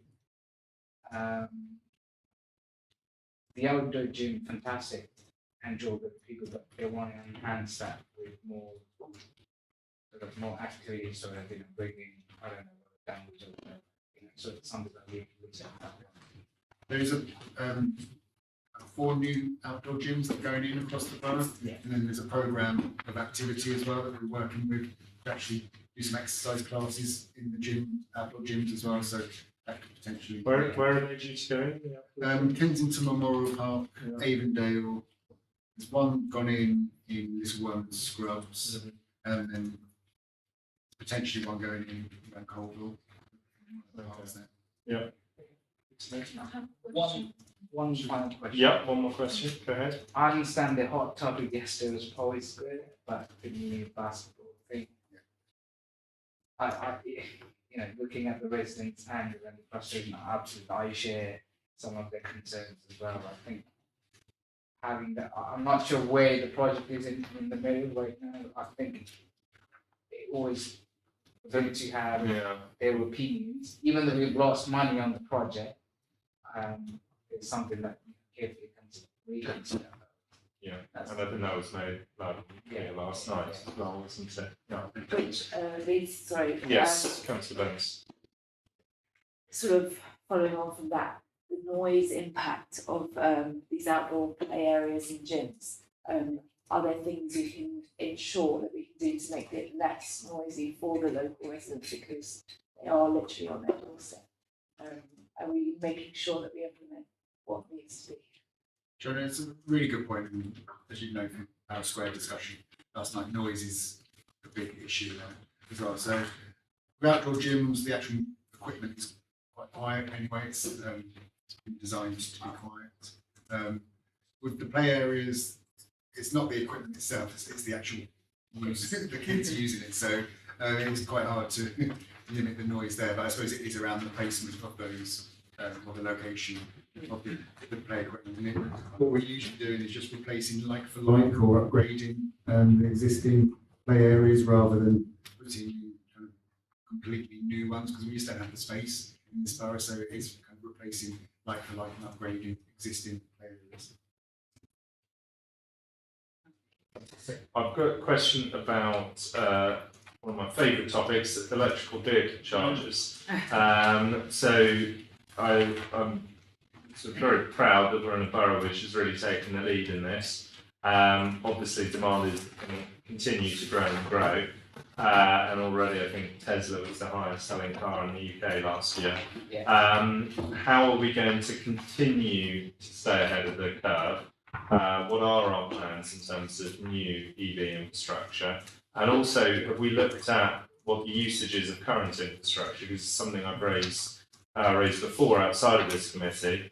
As someone who drives an electrical vehicle, I know that the spaces are often blocked by non-EVs. And how much, have we analysed how much of a problem? I mean, on policy terms, obviously we're going to be very supportive of EVs. I know you've followed me and taken the plunge in getting an electrical vehicle yourself, and that is the right thing to do where possible. I do appreciate they are certainly more expensive vehicles. Mine perhaps not, but I do think the general ones are. Apart from the number No comment. We do track the data of the usage. We have seen a steady increase. I think just since February, we've seen an increase of about 30% in the amount of lamp column usage. So, that's quite marked given it's only been a few months. You are right. There is an issue of people blocking the bays. I mean, I've experienced it myself. It does cause frustration. It does make it that much harder to keep your car up. I think there's a number of solutions we can look at. I know there are already Source London bays which are dedicated for EV charging. They are always sort of a fallback for residents if a lamppost is unavailable. They are, of course, more costly. I think there are ways we can look to explore dedicated EV charging directly in front of lampposts. That's something that would certainly make it easier to charge your vehicle. We do need to make sure that we're not keeping bays empty, or that we're not just leaving private parking in effect for the electrical vehicle user on that street. They also need to be courteous to their neighbours and unplug and move along once the car is charged. I think we'll see. Government has obviously made this national policy that they will have to be electric by 2030. So clearly the demand for charging is going to go up. Our planning policy requires an EV charger in every new development, for every new parking space. Something I believe the MP for Kensington, in fact, brought forward as a private member's bill. So obviously new builds will be accommodated in that way. There is a cost, of course, to delivering the chargers. So far we've been benefiting from grant funding. I suspect going forward we might see the private sector repurposing petrol stations and building more capacity along the routes. TfL, of course, sort of manage our larger network of roads, and that's where our rapid chargers are currently sited. So we are trying to work with TfL to encourage the use of rapid chargers more broadly across the borough. But that said, of course, technology is going to keep moving. What was rapid a few years ago at 50 kilowatts is now blown away by sort of 350 kilowatt chargers along the motorway network. So policy terms, very supportive. We obviously, as I mentioned, the parking permit was progressive in getting diesel vehicles off our roads and also high pollution emitting petrol cars. But then in practicality, I might defer to Mehmet there on how we might go about doing some of those things. There's not a lot more I can add to what you said, Councillor. We are doing a trial regarding dedicated bays adjacent to EV chargers. Hopefully, once we get the results of that, we might do more of that. But we have to look at the impact it has on parking provision in a given area, and look at maybe making provision within the same area of any lost spaces that are dedicated to EV charging. But there's also a framework that TfL are working on. We maybe we'll tap into that in terms of delivery. Okay. But funding is the key issue. We have relied on grant funding in the past from OZA and bodies like that. But there will be other sources we're hoping in the future that we can tap into to expand the network.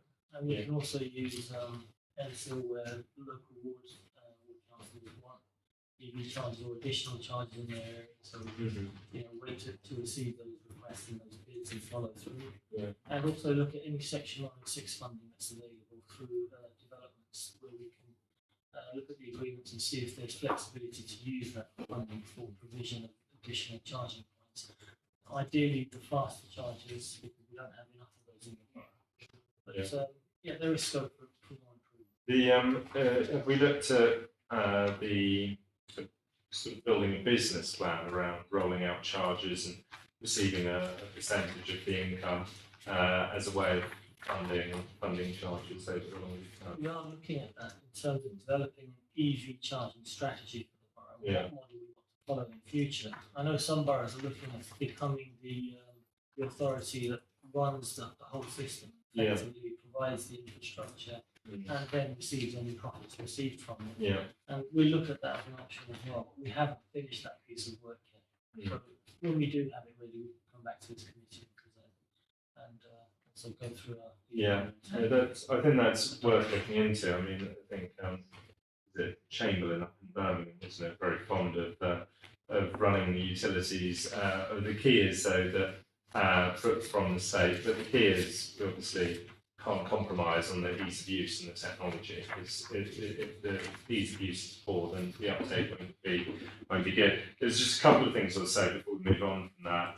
One is with an EV space, we don't lose the space because it should be a resident selling his or her petrol car and buying an EV car, so it's not really a loss. I completely agree with the point of finding incentives to get people not to dwell longer than they need to. You know, if you're charging overnight, obviously you're not going to get up at 3 a.m, but at least move it the next morning, and incentives around that make sense. But having the odd empty EV space, I would say, is not necessarily a bad thing, because if you're about to change car and you're considering whether to buy an EV, all the EV spaces are always taken. You might decide not to, but the odd empty one isn't necessarily. We have to be ahead of the curve to allow people to buy cars. And the final point is, we haven't decided our plan for the year yet, but I think you're likely to come with your priorities to the next committee. So within that, an update on the dedicated EV trial and the other things we talked about around EV would be really useful. I'll come to you in one moment, Eva, but Councillor Whedon Sands, I think. Sorry, yes. First, and then we'll go to you. 3 very quick ones. Firstly, just jumping on that bandwagon, because you mentioned funding. Has there been any consideration to allowing residents who might want to, for example, contribute to having an EV charger on their road in the community, allowing them to do that as part of a voluntary scheme where they can help? There's been a consideration. I'm currently considering it, and priorities will be coming forward in the pros. But yes, we do frequently get requests from residents about funding improvements in their local area. I'm very conscious that we do represent, as councillors, the entire borough. So yes, of course, we can look at a way of receiving funds from residents directly, but I would only do so in a situation where there's a mutual benefit to another part of the borough as well. So what we would try to avoid is situations where individual streets perhaps have all the bells and whistles that they will pay for, and other streets wouldn't be able to benefit from the same. So we have to make sure that our streetscape is identical across the borough, and of course, if money is involved, then it's about redistribution and balancing. But yes, I am open to the idea. It's just about making sure that we can find a good policy that would work. That would be brilliant. And the other two, one's trees and one's enforcement. So on trees, it's good to see some ideas for where tree planting is done. Has any work been done on, I guess, sort of getting an idea of, particularly in a borough like this where we have vaults, where you have a lot going on underground, of, I guess, it's sort of an audit, I guess, of what's beneath the ground, because, you know, we had recently in my ward had a ward walk with the officers from the tree team, and understood that the assumption was if there's, you know, a box or a lid or whatever you call it, that the wires would run in a certain way and would stop you being able to plant trees in certain areas. But then on observation, for example, of the Cornwall Road, I'm just thinking, you know, again in my ward, there are various trees planted along there. That if you took that logic, there's those sort of boxes and utilities that we've been told elsewhere mean that they'd stop planting happening. So I'm just wondering if any work has been done or could be done on, if you're looking at roads that maybe just focusing on roads that lack trees currently and greenery currently, in looking at I guess doing a, you know, genetic cap scanning the whole road to see if actually there is space that we're assuming we can't plant anything, rather than, you know, whilst it's obviously fantastic in certain ways where they have been planting on the highway, if there are roads that have got wide footways, that we are making use of that, if, you know, not just assuming, because superficially it looks like there can't be anything planted there, that we're actually sort of going slightly underneath and confirming that. Yeah, I think that it's an interesting point. I know on my road, a resident asked, it was investigated and said it was not possible to plant trees. So I'm sure if we were going to be fined £10 million if we didn't plant a tree on the road, we would have found somewhere to plant a tree. Obviously, there's a cost implication, but, you know, finding creative ways would be. I think in my experience, what I have found is that when highway pavements are being replaced, we do try and find locations for trees. I think our officers are pro-tree. I know, Councillor Bennett, you had a very innovative solution of actually planting trees in the highway, having done a sort of a survey of the road. I think, you know, the idea that we survey every street all at once is perhaps, you know, there will necessarily be a cost to that. I think where we could perhaps explore this is individual ward councillors identifying streets within their wards that could benefit from some trees, and then either through an NCL bid or perhaps even through the parking reserve or the transport budget, we look at ways that we can actually deliver trees on those streets rather than trying to map everything simply to find that 95% is.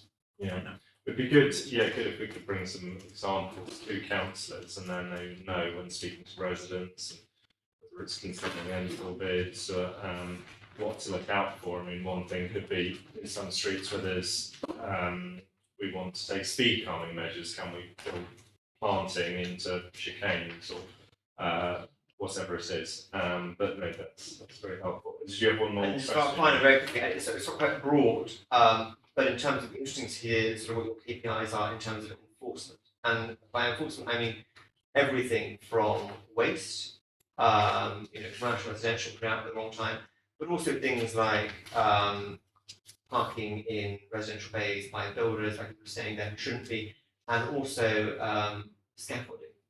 Because I think there have been instances that I think residents complain about where scaffolding seems to be up for a very, very long time. And the sort of feeling is that perhaps the local authority's forgotten that it's there. And when it should have come down, or Well, I've heard it said that it's very expensive to store scaffolding, so the scaffolders just leave it on the building until it's needed elsewhere. Can I add on to that question on enforcement in terms of the computer system we use? Because I think Streetline, the feedback I've got from residents is great. With planning enforcement, for example, it's more difficult because you're sending an email to a particular person and it's not sort of routed and dealt with in the same way. So if there are any plans on software changes. Regarding KPIs, it might be easier if we send you the KPIs for the whole of E&C so you can see what those are and then comment on those. There has been some changes to kind of customer interactions. So Streetline, there's a new CRM system that's in place now as well. So there's some changes to Streetline which should make it more user friendly. But there is kind of the phone line that we have there. There's the reporting service as well. So I'm not sure if there's anything on planning. No, I think KPIs we would send through for planning. We report to DLUC, so to government, in terms of timeliness of determination of application, successful appeals. Sorry, I was thinking more planning enforcement. Enforcement. We can send you the KPIs. Scaffolding is very, very difficult. There are I would say most developers are responsible in their actions, but you're correct. There are a few where they're challenging cases, and we do have a couple in the borough that I know of are extremely challenging, and we have sought to exercise our enforcement powers, and we will continue to do so. The licensing regime is in existence, not within my portfolio, but in another portfolio. And we do, when those licenses lapse, most developers are honest and do abide by the criteria of their license. But it is true to say that there are those that don't, and we exercise, as far as we're able to, a proportionate enforcement regime. But yeah, there are some outliers that are challenging. And I was made aware today, in fact, that we have updated our system. So when a license is granted, now automatically logs when it's about to expire. So I believe in your ward there are a couple of issues that now actually shouldn't be recurring. So yeah, technology should be able to take it. A new process was introduced this week. That process, Jen said. Delivering already. Yeah, it's very helpful, and yeah, thanks for agreeing to send all the KPIs. Look forward to receiving those. Councillor Judy.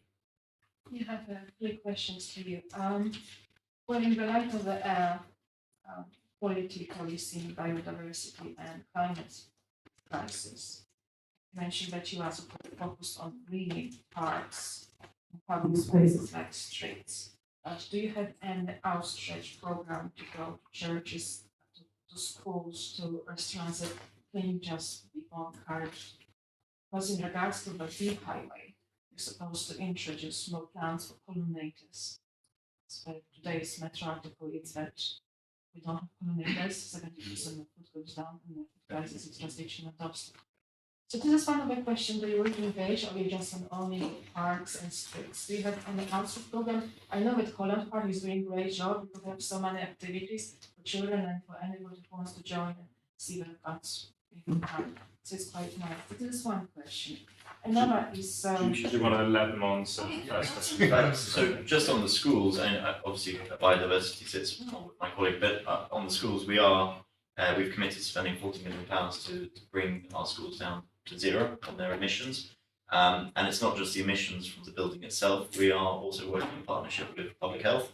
They're putting forward £250,000 a year on sort of air quality changes that we can make around the schools as well. So that's sort of green screens, barriers, planting, that sort of thing, whilst we also tackle the actual building emissions themselves. So the schools are definitely being tackled. That obviously that applies to our wider policy of getting all borough buildings down to zero, including the housing, which is the largest component part. More pollinators. I know Councillor Idris will say we've done a great job on improving the amount of pollinators across the borough. But perhaps, Terry, you want to show it on even more? Yeah, so all the environmental action plans that we've got, so the climate emergency action plan, there's the air quality action plan, the biodiversity action plan.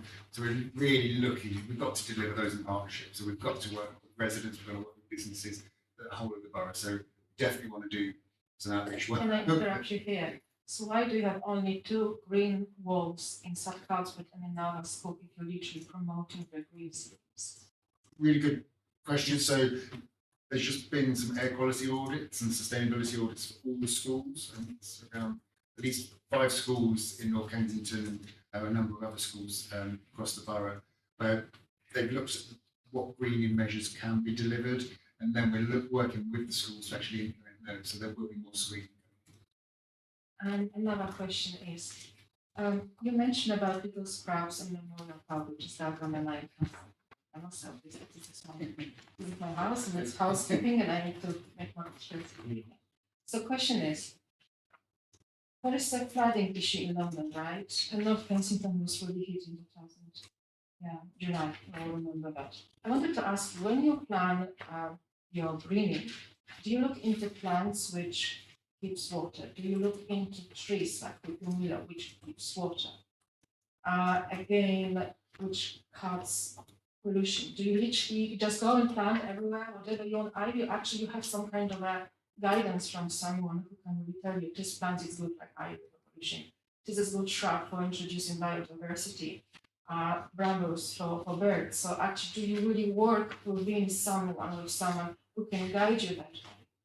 Definitely. So within my team, we've got an ecology service, which has qualified as 2 community gardeners, which are really trained horticulturalists. We've got the ecology service manager, who's got an ecology degree. So they can feed into the kind of aspects of it around biodiversity.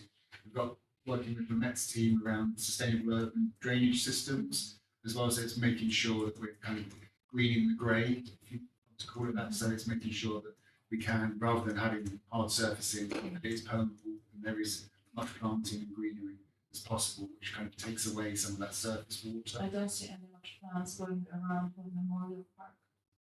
Just on the side, you made a little bit like a Memorial Park, but just so that there are no shrubs for birds to nest. No brambles to eat during the times, and obviously, I don't see any, and trees you cut quite a lot in North Kensington. You found nothing, and then when I walk around, you recently cut one of the trees, and I'm not happy that you left that tree somewhere else, which is dry out and just standing in front of a nursing home, which is not particularly encouraging. However, the last question will be, how do you maintain these blue spaces? Because we all go home, right? And I just see nobody waters them, so what's the point to put beautiful plants when you don't care to take care of them? I know that royal parks have a wonderful system of officers who literally go and water that. So would you be considering this kind of scheme that I know you try to involve local communities? Sometimes it's hard.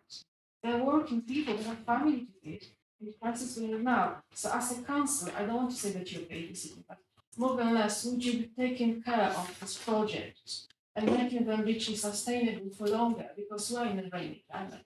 But the summer times, like we had a few days, it's so dry and I can just see them drying. It's a really, really good question. So what we do have is a range of kind of community gardening schemes. So we've got around 65 community kitchen gardens across the borough, where residents actually take over a small area of plot and they grow their own fruit and vegetables, and they are responsible for that. And that works really well. So it's kind of giving the residents something back as well. And we've got a number of friends of groups, parks as well, and community volunteering that goes on in parks. Overall, there is a grounds maintenance contract which does maintain our parks. And Ida Verde are a very good contractor. So watering the streets, because I see people going and watering the hungry baskets quite a lot, and I leave, but it's nothing really done in regards to really some the tree nobody goes to water that. It struggles a lot. Does the Ida Verde contract extend to street Yes. trees? You'll see on the side of the tree, there's normally a stake when it's a young tree, and they'll write when they've actually been there and sort of inspect it. And also some of them do say, please water me, for local residents so they can water themselves. So when the tree goes in, that's obviously during the planting season, so it should be the best time to plant the tree when it is more, there's more rain. But then there is some kind of watering that goes on, but it's a very expensive service to get things watered throughout the summer. So we try to work with either the community, as you said, to get them much more involved in the space. With trees, there is some watering that goes on. We try and do the planting during the actual planting season, so it gets established before the summer comes. But in the little scraps, do you said that there is a flooding issue and the residents were complaining? Do you put more within Willows, so that you talk to the park and communicate these ideas, maybe more grass to really hold your waterway, because at the moment they want to just make a trench, right? Which is not particularly what people want. They want proper drainage system underneath. So you have to assess more or less what would be working with it, pen and paper, and actually invest effort into it.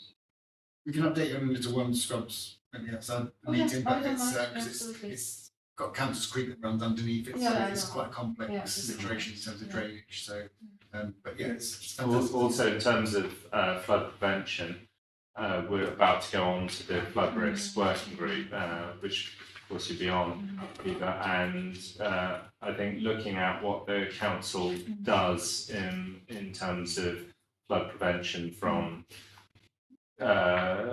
parking, which can parking which can hold water to planting, is going to be a really important part of that working group, and then making recommendations on what else we Last can do. word. Yes, we've got to move on. There's one quick one, and then we'll move on to council arrest. I just want to bring everyone.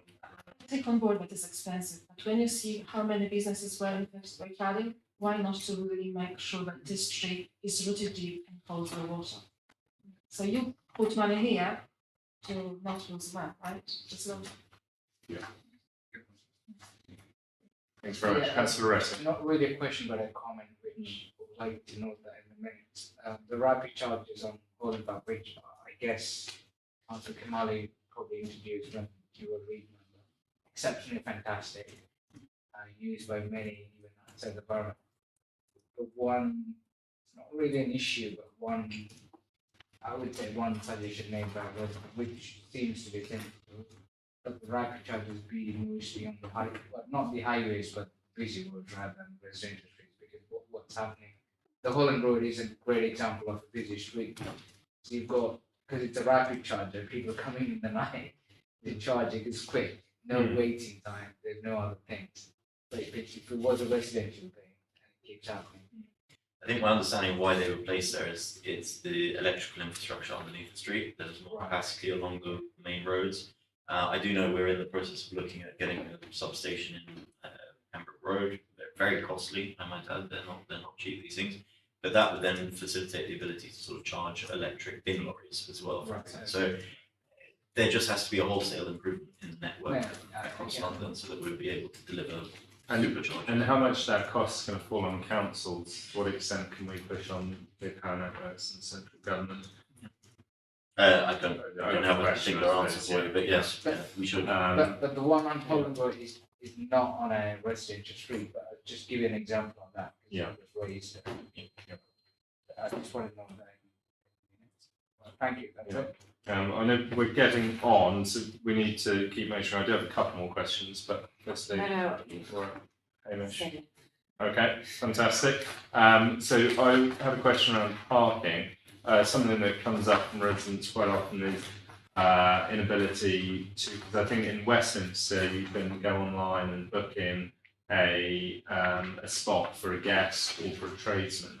Are we considering anything around that? I am, and in my previous role a few years ago, I had looked at that as well. At that time, I was looking more around proximity to high streets, people that, busy during the day for visitors, but actually in the evening, residents wanted to have their parking.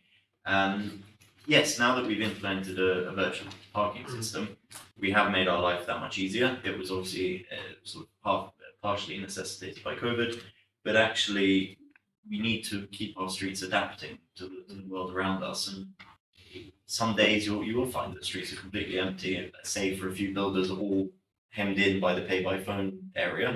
And then in the evening, residents are home, they're using their spaces. So I'm happy to explore it. I think it's something that definitely happens in other parts of London, but I think we could probably do it in a sort of RBKC way. Yeah. And also, it's a good potential income source as well. And then just around waste, so two questions on waste collection. So I think the report mentions the contract on waste collection. To what extent are we able to ask the contractors when they pick up waste? Sometimes they don't always do a good job of cleaning around the area. And is that a part of the contract, or is that something we can emphasise more? And then also on the commercial waste, where people don't use the service the council offers. There are some bad waste delivery pickup companies, deliver waste, strange, waste collection companies out there who is quite notable. And what can we do to be a bit more robust on enforcing against that? So the first one around the cleanup. So there is very high standards that sewers, our contractor, have, and they should be delivering. There is sometimes some mess, I suppose, that's created from the collections.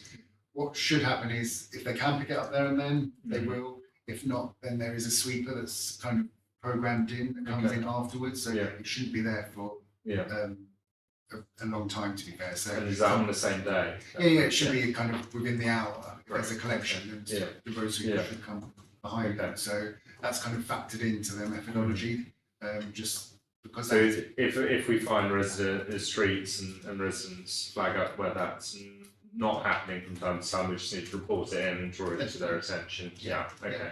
It's all great. And then the commercial waste service. So we've got quite a big percentage of the market in the borough. We're obviously looking to increase that. It did fall during COVID. Ideally, we would like as much as possible, so then we can coordinate collections. There are some businesses that kind of have national contracts, so it makes it quite tricky to win that business. And then what we are looking at doing is issuing kind of Section 47 notices, which kind of put quite strict restrictions on when those businesses can put waste out, how it should be presented, etc. So that's the route we're going down. There's also the opportunity now that we have bids within the borough to have sort of waste consolidation. So the King's Road bid, I know they're sort of looking at how they can actually get everybody sort of doing the same thing at once rather than have this potting of bin bags. So I think the coordination and also the quality of council service does make it a much better option. Do any councils mandate it, or is that not? Westminster are looking at restricting it to, I think, 3 customers. To be fair, it's mostly customers anyway, so it's themselves, first mile. Okay. Just an extension on the complaints of that refuse leftover collection. The net code system, is that on the website? The article? The net Or is that internal? That's kind of a back office system. So you've got the reporting, so you can report anything online, and then our net call system picks that up. I know it might be a bit silly, but would there be, just asking if it's feasible, if there's an option on the net call so that the councillors would have an option to report directly. So I can understand if you send an email, it might get lost, but that would then log it and route to the right person. So you click, I'm a councillor, whatever. I'm just consider. Because remember the recent case I was dealing with, was a Paul Keith, something like he made a suggestion for that. So I was just wondering if that's feasible, easy. I don't want you to spend more time on it. The reported form is relatively simple, so you should be able to go on there and quickly fill that in, and then that comes straight through to the team. It doesn't need to go through the whole streamline process, so that does go directly to officers and sewers, so it should be actioned a lot quicker. If there's someone that is a persistent naughty person that is just putting out their trash in the wrong time, at what point do you make, stop that from happening? What can you do to actually stop that from happening? Because obviously I know you go and check, and what if you can't find who it belongs to, but it's constant in one particular area, then what happens? We have contracts and waste enforcement officers do monitor the streets, so if they do find bags out that are on the wrong day or find it, they do have to find evidence, so they will search the bags for evidence. So we do need to find names and addresses, and then if we find those, then we can issue an FPN, fixed penalty notice.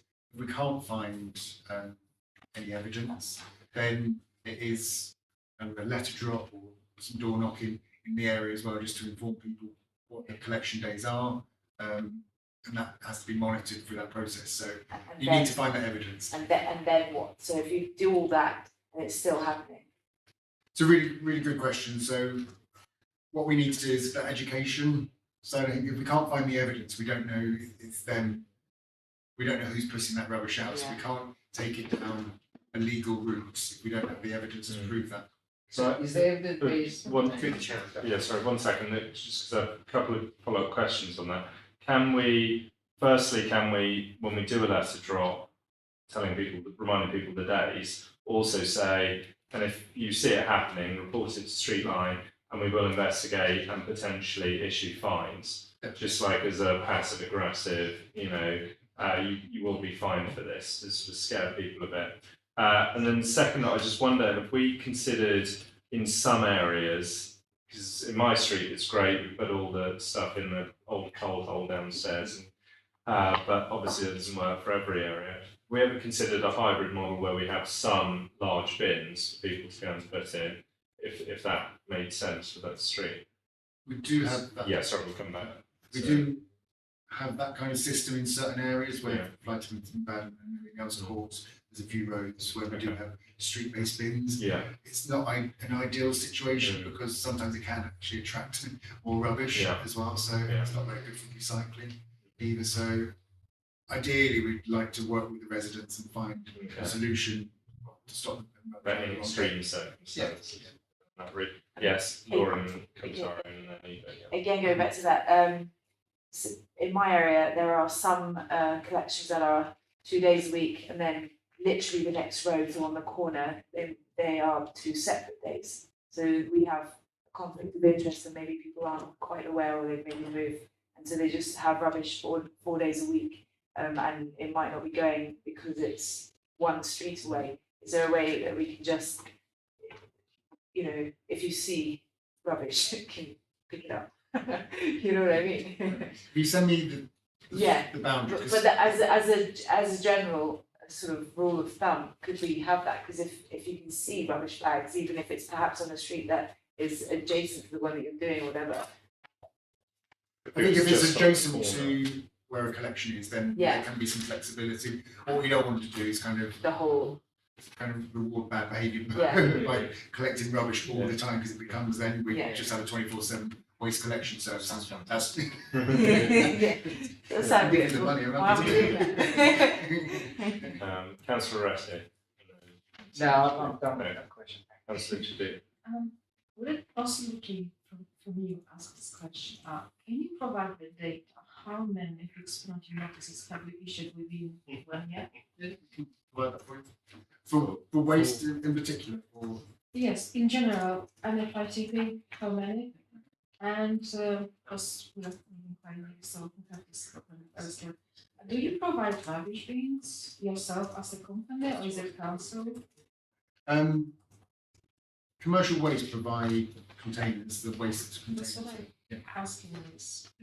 In Escobar is this issue that not many people read what is exactly on that big container, and it says that this is recycled for residential. It's not for recycling. It is for residential, not recycling. Not many people read it, and they religiously believe if I put it here, it is recycling. And actually, they are not recycling. They are contributing materials. So is there? I think in Hammersmith and Fulham they have this coding. This is recycling. It's not what you're avoiding, and this is proper rubbish not avoiding. So would you consider with the council to make it more clear for people? There's been quite a lot of work Because there. you're waiting from Monday morning 6 and people go to work, and I think it's a way that if you leave it after 7:30, then you can get this penalty notice for tipping. So there must be some kind of a middle ground to resolve it for people. So maybe just simply introduce more recycling facilities so people can come within their day and set up. So we basically on estates, we do have separate recycling bins, and that has been labelled, but there is more work to do on it because recycling rates on estates are lower.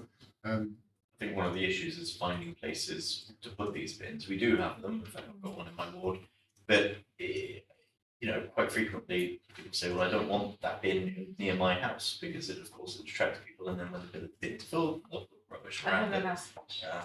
That is an issue, but we do have some around the borough. We've got about 17 recycling banks across the borough. This is One more question, yeah. It's a classic question. How is possible that in Switzerland they can recycle so beautifully and we cannot do that here? Is it anything how we promote recycling here as a Also, I mean, there's a lot of better reasons. They've got good margins. and they've got nothing else to do. So. I mean, from a policy standpoint, I mean, we support, making producers more responsible for the packaging that they create. Because obviously, there's a lot less recycling you have to do if there's less of this global plastic coming through. Being in a city that is very difficult. I know I've been to the Western Riverside Waste Authority, see them sorting it. One coffee in a big bag of normal of recycling ruins that whole bag. So there is an education. There's also, I think, initiatives across Scandinavia where you can recycle bottles, etc. And you pay extra for the bottle that you return. I think that is coming. I think we had even explored that. Yeah, it'd be good seeing the KPIs, I'm sure it's in there, sort of recycling rates and contracts. And there's a visit being organised to Western Riverside Waste Authority down in Smugglers Wharf, where all our recycling goes to, and see that. Yeah, the I mixed did recycling that a few years facilities. ago, would recommend it, Yeah. it hasn't When been. is It's Uh, a good I'll day. find the date out for you, but it's been, Yeah. yes, being organised. And so, I think the so- invitation went around because I signed up for 21st of July. As a 21st of July. Councillor Williamson. Just two quick ones. In terms of the enforcement and identifying the culprit, and obviously we open up the bag, we run through it. How much else is done in terms of trying to find the person? I mean, do we use our own CCTV camera network? Do we try and contact say local retailers if it's sort of in a shopping like town centre or a shopping area to go and ask them to see that? Is that those proactive active steps that we take to? Yes, so we met on Yeah. the site, so we kind of know that the officers do go through the waste, they look for any kind of evidence, but most of the time it does have to be the kind of name and address. It has to link it to either a business or has to link it to a person or an address. So name and address is. Rather than spotting someone on CCTV. We can use CCTV as well. Do we proactively, would you sort of, if it was done It's somewhere? not that common, to be fair. Right, okay. 'Cause it's just very hard to identify that person. They could wear a hoodie, they could wear. Yeah, so it's- we'd have to look at the CCTV to know that though. Yeah. And so the second point is I'm aware of another authority, I don't know if it got rolled out in the end, but they were looking at naming it and sort of naming and shaming in terms of, for example, where someone was caught on CCTV, dumping waste on a probably a long time, putting up a few posters in the area saying, don't do this with that person, that person being caught on CCTV. Not sure how that would go with our decluttering of the high street, putting up pictures of poor offenders, but I think the points were made, we need to I tackle think it. it'd be maybe less trust than the bags that are being dumped. Possibly, Yeah. it depends how many people you're filming. But having to look at new ways Yeah. as well, if you've I got wonder if new you ideas. can read it at all to show pictures. I don't know how. I'm just Yeah. Well, I've seen that it's like a sort of crime watch type thing. Wanted. Exactly. very good. Our wanted campaign is in the recycling bags at the moment. I just have one last question. Sorry, I know I'm keeping everyone here very late, but on the alfresco policy and the parklets, and has any decision been made yet on what we might charge for those parklets? Yes, as I understand it, the government have extended it really, or they're looking to Yeah. extend it, and that obviously limits us in the ability to charge. My predecessor had sort of explored this, and he was very keen to sort of keep the charges quite low. I don't know if he'd come to a sort of finalised figure, but for as long as it's mandated by government, then it's sort of out of our hands on that one. Well, because I'm not talking about necessarily the license, but when we give up a parking bay, they're effectively renting a piece of real estate from the borough. And I mean, my worry is where, and this is something which I think has been raised by our residents' associations, but if we're giving it free of charge or very little money, we are effectively subsidising not actually the restaurant, but the landlord, because the property becomes more valuable. So if if you've got a restaurant which doesn't have parking bays outside, it's going to rent for less than a one with parking bays. So there's no real need for us to be subsidising landlords. No, you're absolutely right. Obviously, initially the policy was to help people get outside. Yeah, I think the big issue we ran into was that it was a pavement license, and our pavements are generally quite narrow. So we came up with the parklet solution to avoid filling the pavements. So where we've actually sort of considered them a parklet, in order to justify them being a parklet, we've had to consider that as pavement space. So we worked it through, and in the end, it turned out that if you just put a traffic cone there, that was sufficient to justify that the road had been sort of cordoned off. It's not a feasible long-term solution like that. We do need to make sure that we can support businesses, but we can also make sure that the administrative cost of granting these licenses is recovered, but also that we're not necessarily subsidising some businesses over others. And I've already been aware of micro shops which have now grown almost double in size by going out on parklet space, and there's a wider conversation around business rates potentially as well being involved. So I think the policy that Johnny had sort of created in the background in anticipation of the government policy falling away is something that we can definitely look to adapt going forwards, and I'd be happy to sort of share it with you. Yeah, that would be great. And I think maybe at the next meeting, as part of the priorities report, might explore that more. Also, how we ensure that the aesthetic of the parklets is appropriate for our borough. I do have more questions, but I will move on. I don't want to keep you here all night. One question. Okay, well, we've got one more each, but let's keep them fairly quick. Yeah, Councillor Duran. Comment and a question. Comments going back to rubbish dumping. What we could do is put the CCTV images in the letters that drop on the houses. With the CCTV images and the images of the rubbish itself, putting that like a stronger visual impact than just some text. Question is on food waste and what we're planning to do to expand that. Good question. So food waste. Minimise food waste. Yeah. Improve collection. So we're looking at increasing the food waste collection service. So at the moment, there's a collection in the south of the borough, collection in the north of the borough. We're adding a whole new round to it. So we're just waiting for the vehicle to come in. So that's been ordered, and that should hopefully be ready by December. Long leading time for vehicles at the moment. So we should be introducing a whole new round come December time, and communication will be going out autumn with. Is that borough-wide? There'll be, again, it'll be another round in the south and another in the north, exact round locations to be confirmed. Okay, so particular locations. It should be about another 3,000 properties. Yeah. Okay. So it's a gradual expansion. Be a doubling of the current service we've got. We also have to make sure that the emissions generating and collecting food waste are lower than taking food waste to be. Would that be electric though, no? Well, not. No, there just isn't the technology out there, because food waste is there's a lot of liquid. It just doesn't gel well with electric vehicles at the moment. So.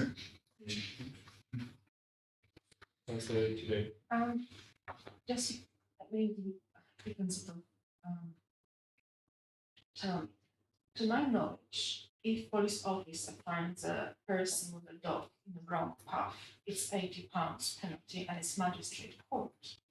To my knowledge, the rubbish on the streets is a criminal offence and antisocial behaviour. So are you in the contact with police to literally start to prosecute those who leave whenever they want and whenever they want? Because as you mentioned, you have this fixed penalty notice. I would like to see the data, how many of those people ended up in magistrate court. So we go down the fixed penalty route. Ideally, you want people to pay that fixed penalty. If they don't, then it can progress to court. I don't know that figure off the top of my head. Again, I can find that information. Colleagues, any more questions? No? Okay, well then we will say thank you very much for your time and all your answers. And,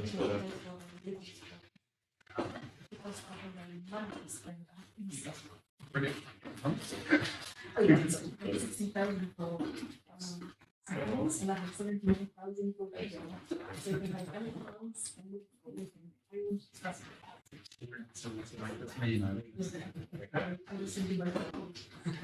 and we'll proceed to item A7, which is the Flood Risk Management Working Group report. This report seeks approval of the Select Committee for the establishment of a working group to review flood management risks in the borough. You may remember there has been a flood risk working group running in the past, which made a series of recommendations, but it's very much seen as there's more work to do on that. We want to keep that working group going. Let's first deal with the membership. So, Councillor Jadou, you're happy to join that working group. Councillor Areta, you're happy. Councillor Durin, you're going to chair the working group. Yep, fantastic. And from outside of our committee, we're going to add Councillor Gardner and Councillor Graham. I spoke to both of them yesterday and both said they'd be happy to join, but if it's too many people, they'd be happy to not join. So I suggest we add them, and then if we feel maybe there's one too many and one of them would rather step off, then that's not a problem, I assume. We add them, or is that a problem? I think if we're putting the names forward and it's agreed by committee, you would like those people to be on the working group. If perhaps what I could suggest is if they feel they can't commit to all the evidence sessions, they can come to one or two they feel particularly relevant. Okay. That way. Yeah. James, is there a limit or a threshold that you need to have the working group? There's no limit, councillor, but what I would say is that there's probably an optimal number of members you'd want to have, and I think you've got that number. But the minimum would be 3, isn't it? Because we were doing that subgroup. So we'll have 3 from our committee, and we've also got, we must remember, Spy Lambert has been invited. Do you know if she replied? And we haven't had a reply as yet, so I think for tonight it's just about agreeing the membership of the working group. 5 still seems manageable. Yep, I think so. Yeah. Okay. Well, let's go ahead. Councillor Jadou, Councillor Areta, Councillor Durian chairing it, Councillor Gardner and Councillor Graham. And as you say, if there's particular sessions which are more or less relevant to them, then they can make a decision whether to attend or not. But that would be 6 members of the working group. It does feel rather large, these working groups. Well, 6 of the co-op team. We haven't had a response yet from. Even 5. But on the other hand, that gives us opportunity to broaden the scope of the work. Yeah, but also, as you said, James, I mean, if it's too much, then people could not necessarily attend all the meetings, but they contribute whatever during the meeting. So I would say, do you think it's too much, 6? But I'm pretty okay with 6. Because I think you're looking at wards that have been more affected by Norland has been very affected. Pembridge and Pembridge has been quite badly affected as well. So as Holland, if we can. Yeah. Every time kind of not. Yeah, exactly. So I think. So it would effectively be 3 core members, potentially a co-optee, though we don't know for certain, and then 2 other members who may or may not attend all the sessions. I think the more people on ground, the better, because sometimes you go on holidays, some of you have children to look after, and obviously, it's more people. So in regards to reports, obviously we are interested, we have interest in it, we put hard in it, and it's just a matter how we manage later on. Starting is good, we'll see how this goes. If someone will find too much, then along the way we might change. But so far, I think it's good to accept that they are willing to contribute, right? Because you want as with the only difficulty is sort of finding meeting times that everyone can do and that sort of thing. But are you happy to? We can go online via Zoom. Well, yeah, no, I'm sure Sure. Yeah, I mean, if the general agreement to have 6, it's then a question of how we then structure Yeah. activities to make sure that we have a good enough, fair contribution from everybody. Mm. Fair range of topics can be explored. So I think it can make it work. Okay. Okay. Well, let's do that then. Let's. I agree. It's very much the upper limits of what you would want. But okay, we'll go ahead with that membership. We've then got the scope. So, Councillor Durin, I know that you wanted to add to the scope because you felt it was a bit too heavily focused on what Thames Water can do, although very important, but not enough on looking into what Borough can do. Yes. Is that right? Yeah, and looking at the sort of purpose of the working group is flood risk management. So we're not looking at operational response to a flooding incident. I think that in itself would be quite a useful working group. That's probably out of scope for this one. Well, I think because maybe James can update us, but there's already a number of suggestions which a previous formation working group have sent to Thames Water about their response. Is that Who were part of that work? it was run by Councillor Lindsay, It's Councillor Lindsay. chaired by Councillor Lindsay, and they already made a series of recommendations to Thames Water. Is that correct? I think so. So there was an OSC meeting and there was a letter sent to Thames Water. From the OC. Yeah, exactly, which emerged out of that. But I think you're right, Councillor Dorman. I think this is about risk management and prevention. And I noticed in the comments Councillor J. Dutt made earlier around sustainable drainage and suds as well. So that's very much a sort of thing that you can have in the scope as well. Yeah, I think it's almost two. I mean, you can nicely divide the working group actually into 2 parts. One looking at Thames Water, essentially, and the second one looking at what we as a council can do. And that may be, I may tie in quite nicely what we were discussing earlier, the local plan itself, changing the local plan can impact the delivery of flood resistant housing.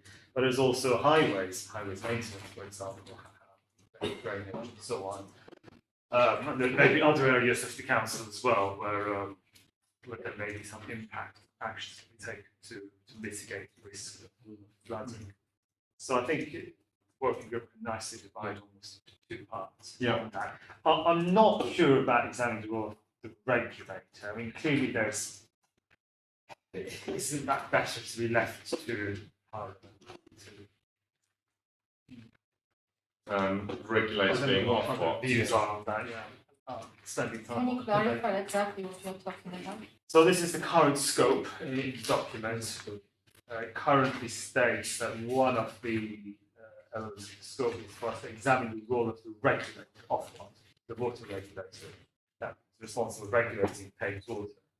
But that's beyond sort of. It does seem a bit beyond what we could do. I mean, I think I might be wrong, but it might come because I was speaking to Councillor Pascal, who was on this working group, and he was saying that Thames Water said in response to the flooding, we are just contracted to operate within the infrastructure that already exists, and there are certain conditions under which we can't be held, we don't have responsibility for flooding taking place because the infrastructure just isn't there to deal with it, and we're just operating this infrastructure. And then they went to, well, let me finish just very quickly. Then they went to Ofwat and they said, well, we're not responsible for that either. So it was in a sort of force majeure case where nobody had responsible for the flooding. So maybe that's why that came into that. But I think it does seem maybe a bit beyond But also what we can examine. Well, sorry, 1 second. I think before we decide what we can do and cannot do, I am telling the second time heard, it's very reasonable for us, some of us are newcomers, to ask our major, who's part of it, to spend for us half an hour, fill us in, what has been done so far, what was left to be done. And then we decide how we structure ourselves, because at the moment, I think it's very reasonable to be updated, what has been done, what they would recommend we carry on Yes, before we decide anything. So I think- maybe we can make another appointment to I think a whoever good was part and willing to turn up And literally, as we ask question, we can have a long list of questions. What did you look for 4 years? What was the answer? So we know exactly first hand, not speculating very weak.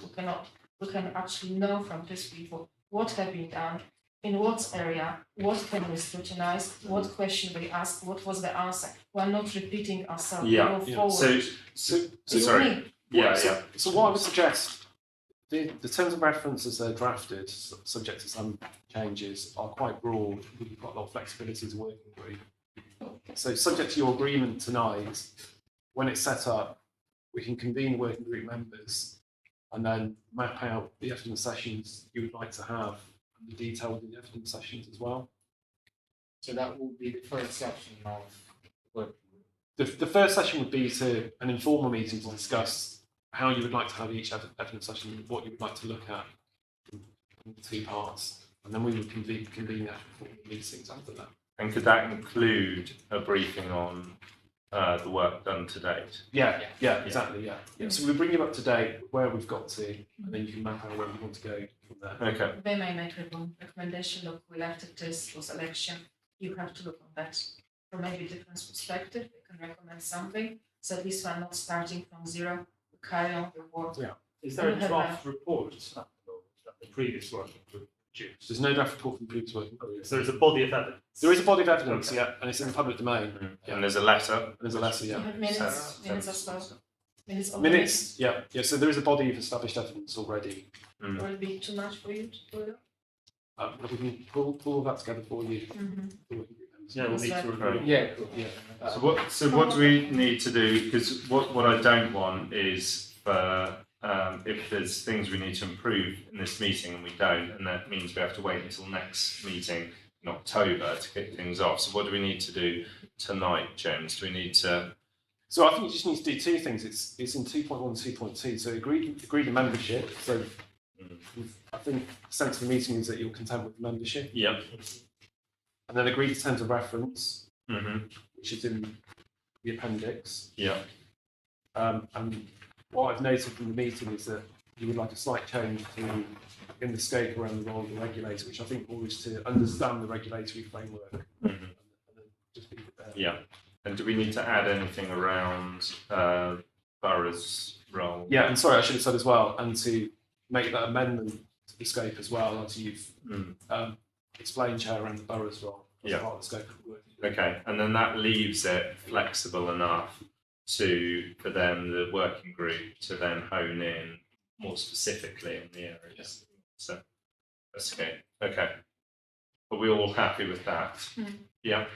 Councillor Derek? Yeah. Happy? Fantastic. Well, yeah. Move on to item A8, which is our final item. So, as you all know, we held a workshop to discuss the priorities of the committee for the upcoming, the current municipal year. Appendix 1 is the key part of this report. This is the outcome of our workshop, and I have the only sort of major change that I've made from our workshop is to draw out air quality as a separate item rather than just as a sub-item of greener borough and sustainable transport. So basically we need to approve our priorities at this committee, or approve our recommendations priorities. I will then bring that on this committee's behalf to OSC, where we will confirm those priorities, and that's the role of OSC.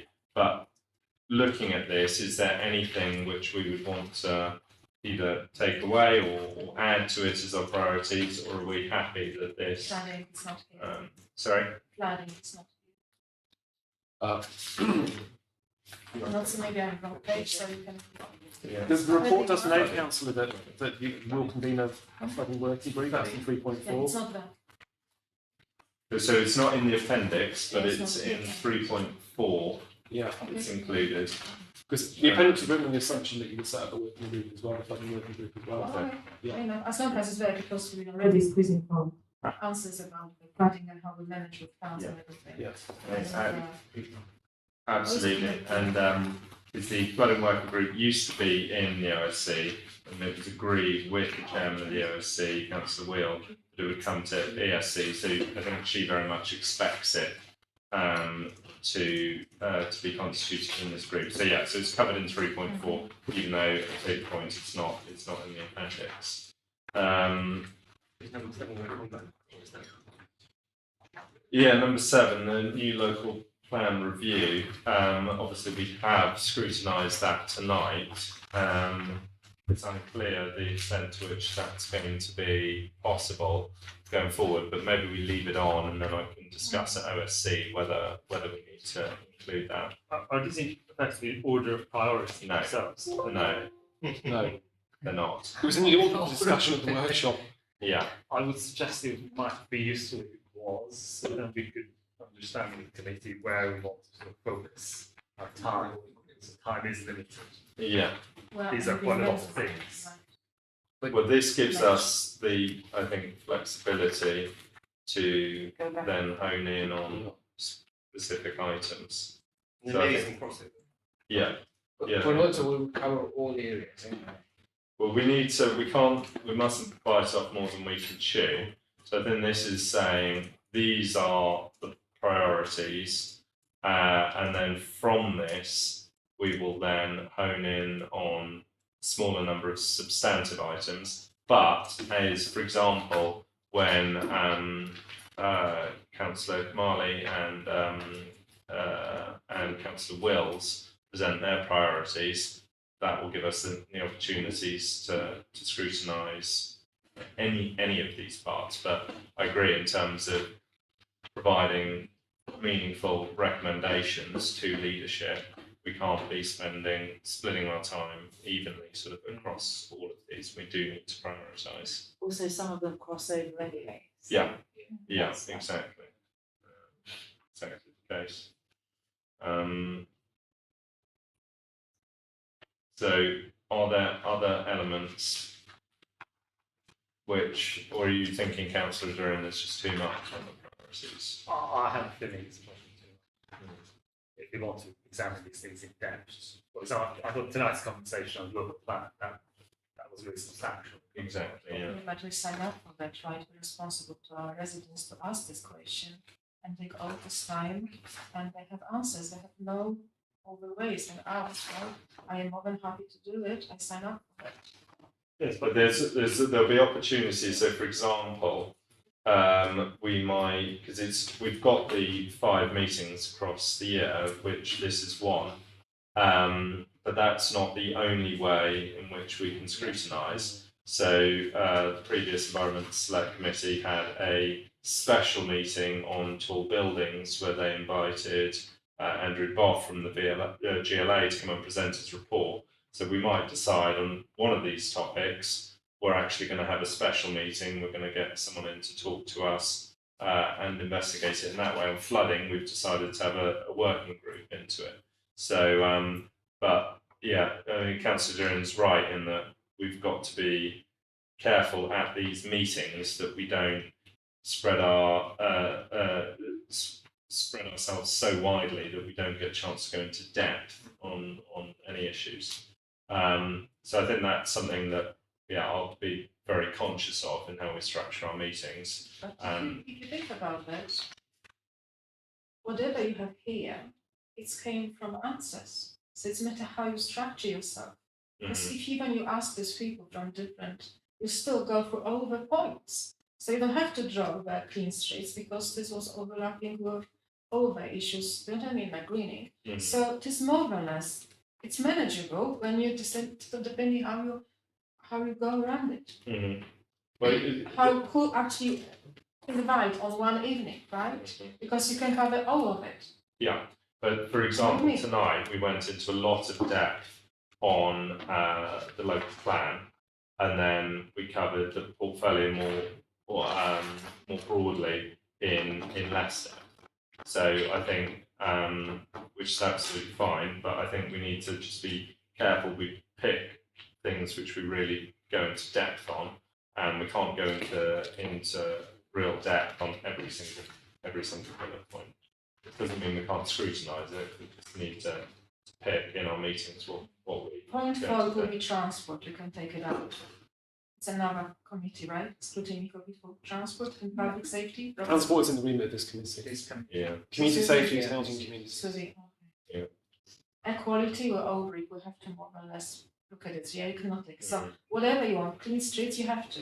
Yeah. It just matter how much maybe in depth you will go, today we covered quite a lot. Mhm. So maybe we'll focus next time on something we haven't got in depth, that way maybe we will pick one subject which overlaps a little bit and we'll focus completely. Exactly. We have 5 meetings and focus completely, and then I'll have a clear picture what happens with the board. Exactly. I think that's exactly right.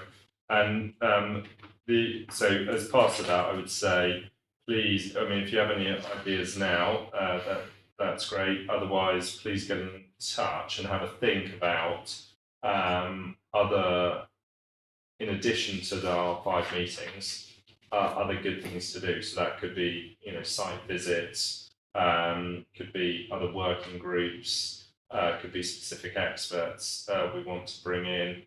It could be special meetings. So for sort of all members of the committee, have a think about that, and we can build that into the plan for the year. Okay, so in which case I'll bring these priorities to OSC, but with the reflections that we. Because I do a lot of merit to it, but we would probably need to have another workshop just to be able to do that. Okay. I would suspect. I think it's clear local plan review. We have scrutinised tonight. We've asked for more answers, but I don't think we're going to make it the focus of the meeting because No.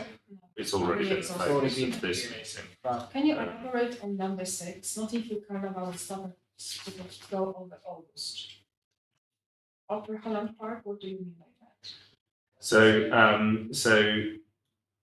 Opera Holland Park. I understand that Holland Park itself as a biodiversity point, but what Opera Holland Park? So Opera Holland Park has had a contract with the borough to operate in Holland Park every summer for the last 5 years, I think. And the council supports Opera Holland Park. That contract comes to an end after this summer's performances, and so the council needs to decide what our relationship is with Opera Holland Park going forward and the terms under which they operate, and even if they do continue to operate, I mean, it's very popular, so hopefully they will, but the terms under which they continue to operate. So that's for the council to decide, so we thought under culture we should provide some scrutiny of that and as early as possible. So Why do you feel we need to scrutinize it just between 2 people, between Opera House because we fund and the council? It's Yeah. nothing to do with environmental. culture comes under our remit, so it falls under this Because scrutiny committee. Holland school, right? There is an issue, but so yes, we can scrutinize. But at the moment, is there any issue? Do they have any complaints? They want us to step in. Well, Are you it's not it's eager to it's the step fact in? that the contract comes to an end, and so we need to set out our new contract and terms, and potentially including funding and things like Why do that you for the want to next set 5 up years. contract? Maybe they don't want to extend the contract themselves. Well, if they Just don't, have if to they put don't, it then somewhere. we'll drop it. But I think they probably will. But do they need us to mediate with council? I just don't see my. It creates tourism and it's a beneficial thing. It's like having a museum that might not be running next year. Yeah, We but have to this is- look after our This is between assets. council and the Holland Yeah, Park that's Opera. always They good. will decide themselves how I am coming into it. When you say, I mean, but the council decides lots of things, and our job as a scrutiny panel is to scrutinise those decisions and feed in as early as possible recommendations. But you already took a side that you want them to be in the we future. haven't because the contract is ending, so we have to Yeah, make the a contract. decision. Yeah, the contract comes to an end after this summer, and so they need to negotiate with the council, agree a future relationship and a future contract. So, and it's quite a major thing in the borough. So I think it's a good idea for scrutiny to input into that. Something like Nottingham Carnival, whether the council wants to promote it or not. Simple. Nottingham Carnival on a big scale, but Holland Park Corporate is not. Yeah, it's not as big as the carnival. So it might be in our lower list, sorry to interrupt. Yeah. Yeah, Mr. Chairman. I'm sorry if I just cannot see physically Yeah, go ahead. how Yeah. I can't ask the scrutiny, because I there is no think so. problem to scrutinize. If it's Well, it's- flooding, it's a rubbish, I can see physically it's a problem. Yeah. But with them, it's between council and the, So We it'll want be to carry about, out. Councillor, it'll be about discussing, looking at, my assumption is it'll be looking at the details of the contract, how much we're giving, how you long don't it's have going a to right last. to do it as a legal Yes. entity, they might object to it. Well, if they- No, because we're representing the body that is, we're one of the two sides that is making the contract. So we do have the ability to look at that contract and say, we could say, for example, that we don't agree with them spending so much money, or we think they should spend more money, or that it should last longer or shorter. That's what we're looking at. So it'd be like with our If waste you provide me with the services. literature, I am more than happy to read it, maybe Yeah. just simply I am a little bit ignorant about the matter. Mhm. And then I can just speak Okay. to you.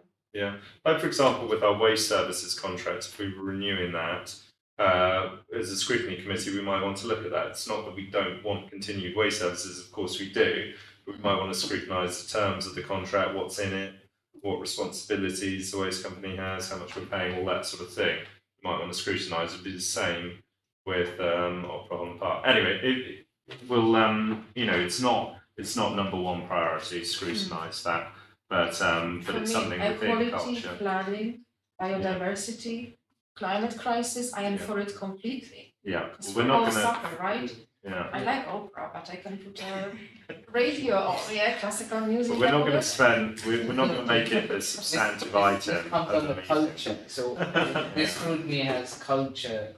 I do understand it, but you have to weigh what is more important, the rubbish being dumped all around and visit as a company. Yeah, you. And not, I feel embarrassed, right? Tipping and it's central London, come on. Yeah. Biodiversity, you're leaving a very Snowden wonderful meadow outside the council, how doesn't reflect our work as a scrutiny committee, and you're talking about something. You were They right. can figure out themselves, right? Well, yeah. Well, thousands of residents do go, and it's because it's a long-term contract, so it wouldn't come every year. So it'd be once for the next potential 5 years. We're not going to make it the substantive item of a meeting. It's just something which might come across our table as part of culture, just like Carnival and the council's 4-year culture plan. But it's not number one priority. Anything else? Anyone wants to add? No. Okay. Well, it's getting very late, but do have a think about what other types of scrutiny we may want to do. Site visits, experts. I etc. like the idea of, I think you made a note in the Yeah. notes of us doing a site visit of the recycling. Yeah. I would love to do that. Yes, well, And that's then- already. Various invitations wait, were I'll- put around. Oh, If you it's get the Close invitation, in when you a open second. it, Okay. They said that it's 21st of July, whoever wants can respond We've to been it. emailed. Oh, really? Okay, well, I will, yeah, please do. But also, I think you Lauren, can I bring the meeting to a close? Sorry. And we can have as many Sure. chats as we want. So Absolutely. I think we've covered all the items. Is there anything else